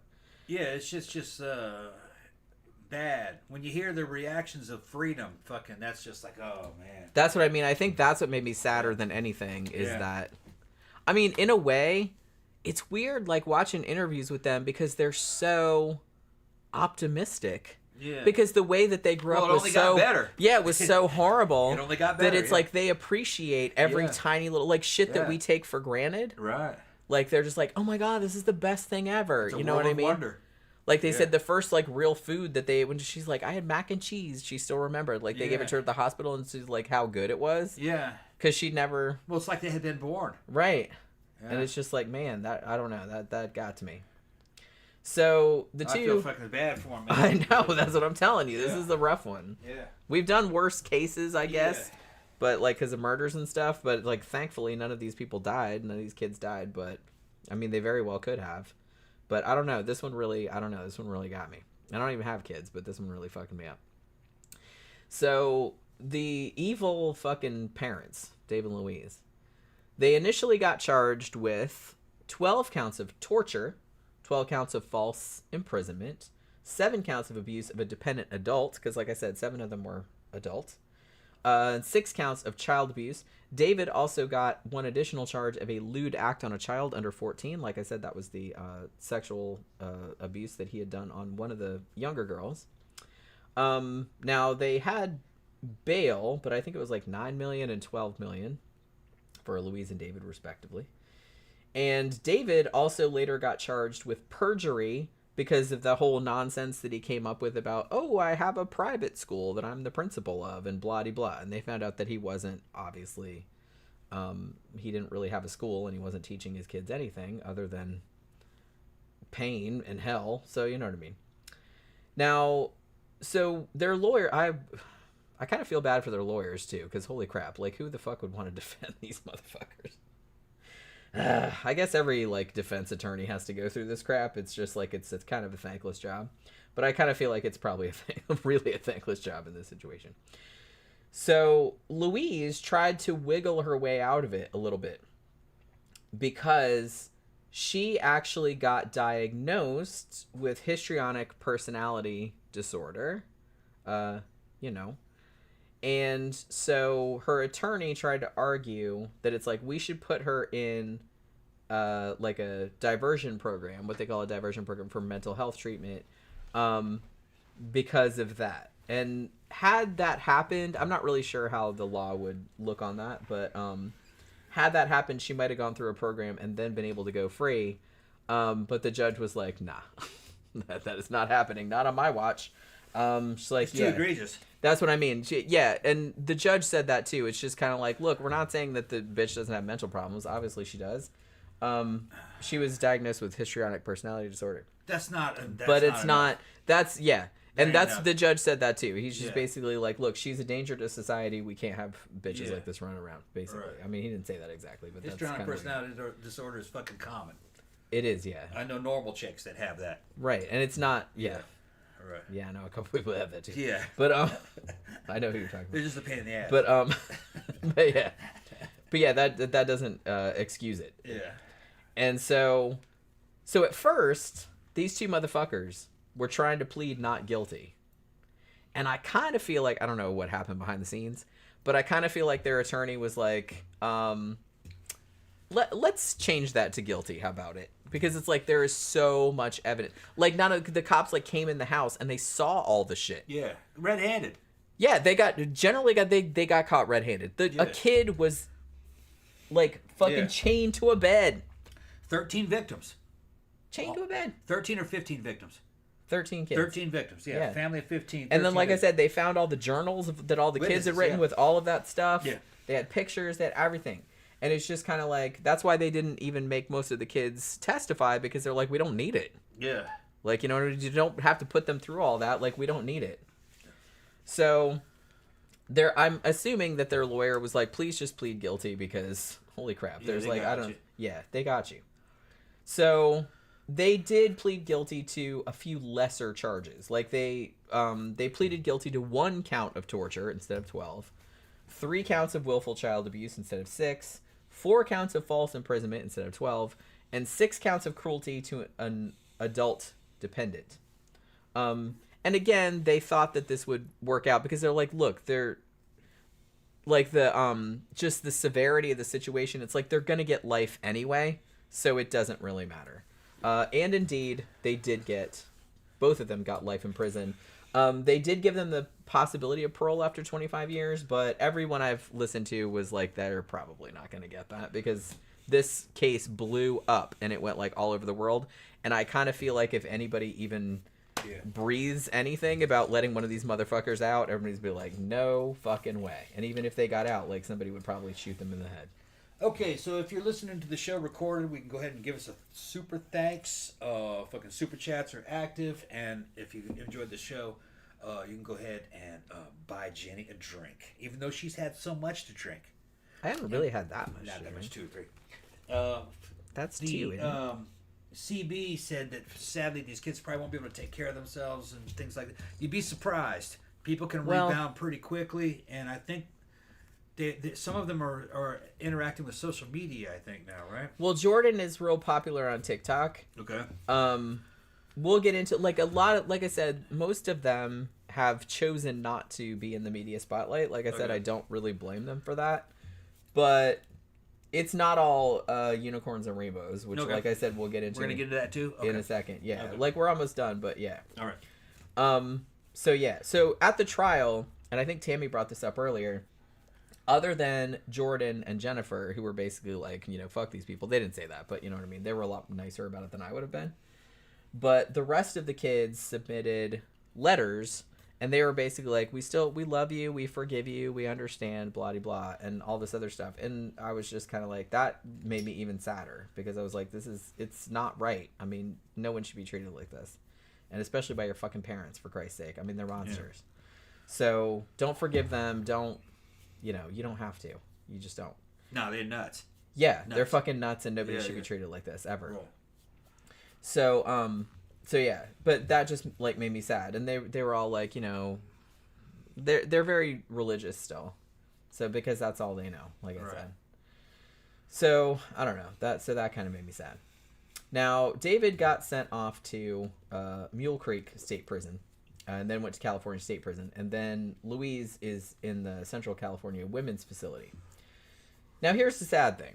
Now, some of the older ones, they were kind of like put in various programs. Like, they did, I think there was like a fund set up for them. Yeah. Unfortunately, it was put under a trust, and the person who was administering the trust, at least according to a lawsuit that was filed later on, was not actually giving them access to the money from the trust. Stealing the money. Joshua was saying, I think it was Joshua, was saying, like, he wanted some money from the trust to buy a bicycle because he didn't have a way to get around, and they would not give it to him. Okay, so they're ripping him off. So, yeah, so there was that. Now, even worse than that, in October of 2019, 5 of the younger kids, who were still minors, were sent to live with a foster family, and that family also abused them. Oh, shit. What'd they do to them? Basically, pulled their hair, hit them with a belt. They were also being sexually abused. Right. They were forced to eat excessively, throw up, and then eat their own vomit. Why? Who are these people? I don't know, the foster family. Fuck. And the dad fondled the younger girls and all this other shit. But they got punished. Yeah, they were arrested. The foster family was arrested, and they had other kids too, not just the Turpins, but they had other foster kids in their care too, and they were also abusing them. Right. So they were, but a lot of people, like, when that came out, people flipped the fuck out because they're like, look, these poor fucking children, they just been through all of this, and then you put them with a foster family, and they're fucking horrible monsters too. Right. Like, what the fuck is going on? So what happened to them after that? I'm not real sure. Like, they took them out, and I guess they placed them somewhere else. Now, in 2020, like, the Riverside County Deputy DA came out and said, well, the older kids are now, you know, most of them have jobs or are in school, and they're living on their own. One of them has graduated from college. They didn't say which one it was. But when they did the 2020 show on ABC, they actually found out that some of the older ones, like I said, they, you know, the trust that was set up, because there was a lot of money that was set up for their education to, like, help them get life skills and things like that, that they weren't giving them the money that they were supposed to be giving them. They were putting them in housing, but then they were putting them in these really shitty, like, crime-ridden neighborhoods. One of them, they couldn't survive. One of them, I don't know which one it was assaulted in this neighborhood. I don't know if it's sexually assaulted or just regular or just beat up or whatever, like, in this, you know, neighborhood that they were living in. A couple of them, they said, had been homeless or were couch surfing. Right. Like, they didn't really have a place to live. And while they seemed like they got some kind of rudimentary life skills training in classes and stuff like that, like, probably not as much as they needed, because, like, if they didn't know how to handle money, they didn't know anything about the outside world, holding a job or anything like that. Imagine the ones that have been there for a long time, like 30 years of that shit. Your personality's been formed already, man. It's hard to fucking change. Yeah. Now, you know, escaping it at 17, you got a better chance. 17 or younger.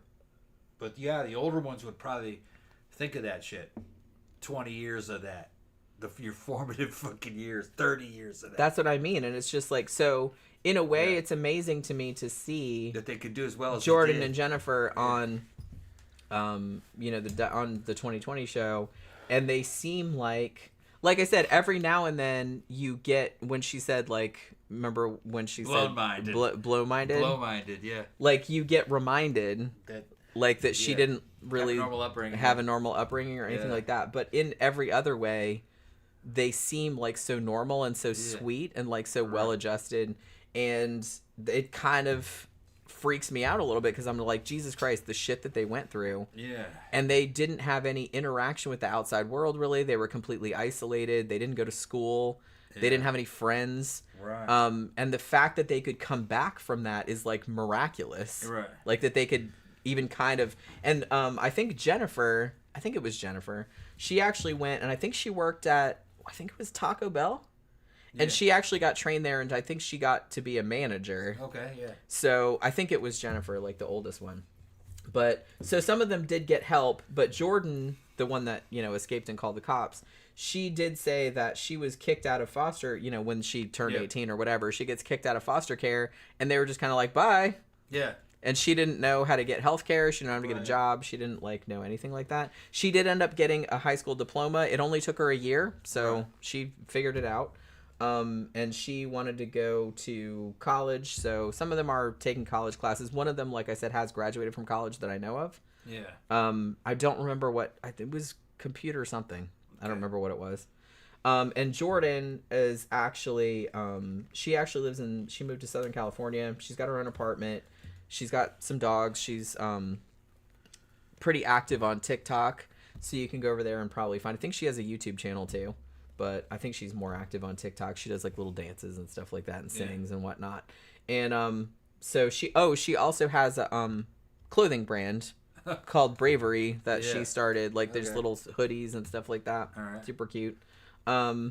Thank you very much, Tammy. Tammy gave us a super chat. Thank you, Dan. Thanks for doing this story, Jenny. Great show, as always. Thank you very much. Yeah, like I said, we talked about this case, like, a long time ago, but I think we just did, like, a little segment about it before the main topic. We never did, like, a deep dive on this.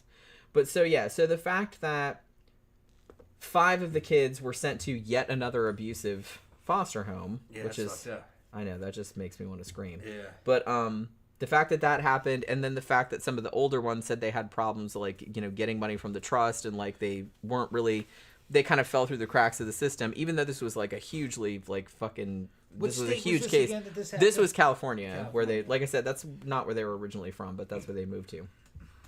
And so actually they have an attorney, and the attorneys, they've filed like several lawsuits to get all of this sorted out. And on the 2020 show, they actually did kind of go to like a lot of the Riverside County, like you know, higher ups or whatever, and was just like, are you guys fucking doing anything about this or whatever? And there's also been a lawsuit filed against the foster parents that were abusive, and you know, the whole foster system that like placed them there. So there's that going on. I don't know if that's been resolved. So that's still going on. But as of 2024, at least from what I could determine. So that's Jordan Turpin. Yeah, that's her. She's cute. Yeah, she's adorable. She looks a little bit like Anya Taylor-Joy, actually. Yeah. That's who she reminded me of. Okay. Poor girl. Yeah. Doing good, though. Looking cute. Yeah, and I'm not sure. I don't know what Jennifer's up to. She's the older one, but she's the oldest one. She's in her 30s now. Yeah. But she was on the show, too. Now, as far as I could determine, as of this live stream in June of 2024, it does seem like most of the kids, at least the ones that are still still interacting with the media, are doing much better. And a lot of people that have interacted with them have said it's amazing how optimistic they are, like, and hopeful about their future. Yeah. And they're very insightful. They're pretty much like, well, our whole entire childhood was stolen, but we have our whole lives to look forward to still. Yeah. And they seem like real jazzed about, we're going to do this and that and the other thing. So they seem like really enthusiastic about, which that blows my mind. I mean, to be honest. Response. Yeah, I mean, what else can you do? What else can you do? You can't sit around and mope about it. And like I said, that's what Jennifer said that on the Diane Sawyer interview. She's like, I don't want our name to be associated with, oh, those poor kids. Yeah. She's like, I want it to be like, you know, wow, what strong people, what brave people, you know what I mean? Yeah. But, I mean, so fucking... Well, she saved her whole family. Jordan did, yeah. I mean... And, like, she was on... one guy, I saw some news clip or something, like this older guy, and he interviewed her for... What was it? I don't know if it was ABC. It was some, like, big news show. And, he said... He told her he thought she was a superhero. Yeah. And she just thought that was... She just kind of was like, well, thank you. You know what I mean? But she's like, I just didn't... I didn't want to see my siblings, like, suffering like that. And I just thought I had to do something. Somebody had to do something. Yeah, figured it all out without knowing anything. That's what freaks me out the most. It's like she didn't know anything. Yeah. She didn't know what medication meant. Yeah. She didn't know what injury was. She didn't know what injured meant. Yeah. She didn't know that you couldn't stand in the middle of the street because that was for cars. Yeah. I was just like, oh my god. And for her to figure... Didn't know what a cop was. No. Didn't know what a cop looked like. Can you imagine how fucking scared she must have been? Yeah. And the one time, like, she didn't escape the first time Jennifer did.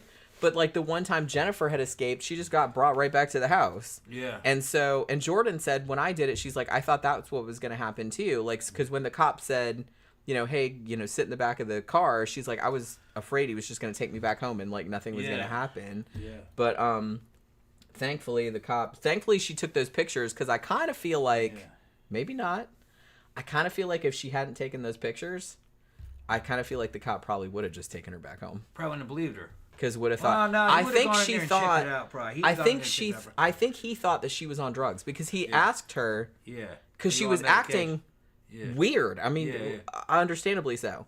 Because she just kept saying, "I'm sorry, am I talking too much?" Like she was saying like that, and she had like this little baby voice. Yeah, yeah. And you know, he's like, "Are you on any medication? What's medication?" Yeah, yeah, yeah. And he's just like, you know, pills. I don't think I've ever taken any pills. She said, she said. Yeah.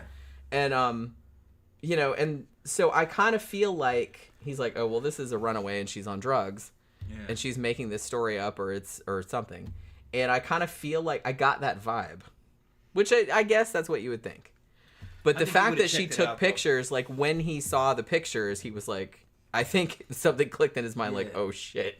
What did you do? Tell her to sit in the front seat? No, she was in the back. Okay, but in the back. Okay. Yeah, but I think that she thought for a minute. Because she'd never interacted. She said, I never talked to a stranger before. I'm sorry if I'm talking too much or whatever. And so she didn't know what was going to happen. All right. But the fact that she did that, holy crap. Never talked to a stranger before. 17. No. And she said that too. Wow. Oh my god. It's just like I said, if you see it, it's on YouTube and it's on the 2020 documentary. Like a substantial chunk of the body cam footage where the cop comes and talks to her. And it's just, God, it's so fucking sad. It's so fucking sad. And like I said, I kind of feel like, thank God, whoever one of her siblings was that happened to see cops on the TV and was like, you need to get evidence. Yeah. Like, so she knew to take pictures. Because Right. I kind of feel like if she hadn't done that, I don't know. Wouldn't have gone as smoothly, I don't think. I don't think that they would have. I think they would have just taken her back to the house. I But don't know. I don't know. But maybe when they got back to the house, they would have like checked it out. smelled something and would have checked it out. They would have asked questions. And it would have they would have ended up going in there probably. Yeah. To make sure. But the fact that she had the girl pictures, would have reacted a different way. Yeah. If that shit started going that way. Yeah. He would have known something was wrong. You know, cops know when something's wrong. But the fact that she had pictures was good because then they could just go in without a warrant. Yeah. You know what I mean? Now you had evidence of something bad. Because it's like, yeah, because children are in danger, so you don't need a warrant. You can just go right in. Yeah. So that was like really smart that she fucking did that because I think that made all the At difference. 17, she didn't have to go back in. No. That's another. Well, they asked her if she wanted, and she's like, no. Yeah. Because you don't have to stay home at 17. I think you can. Well, leave at like I 16. said, because they asked her, they said, Yeah. well, do you want to come in with us? And she said no. Right. Yeah. Because she thought, and she told Diane Sawyer this, she's like, I thought that my parents would just kill me in front of the cops and everything, like they wouldn't even care. Yeah. So, and I'm like, well, they were crazy enough. They might have. You never know. But yeah, this whole... Fucking nuts, man. Yeah, this whole... I've watched like so many documentaries about this, and I was just kind of like... I don't know. I must be a masochist or something like that.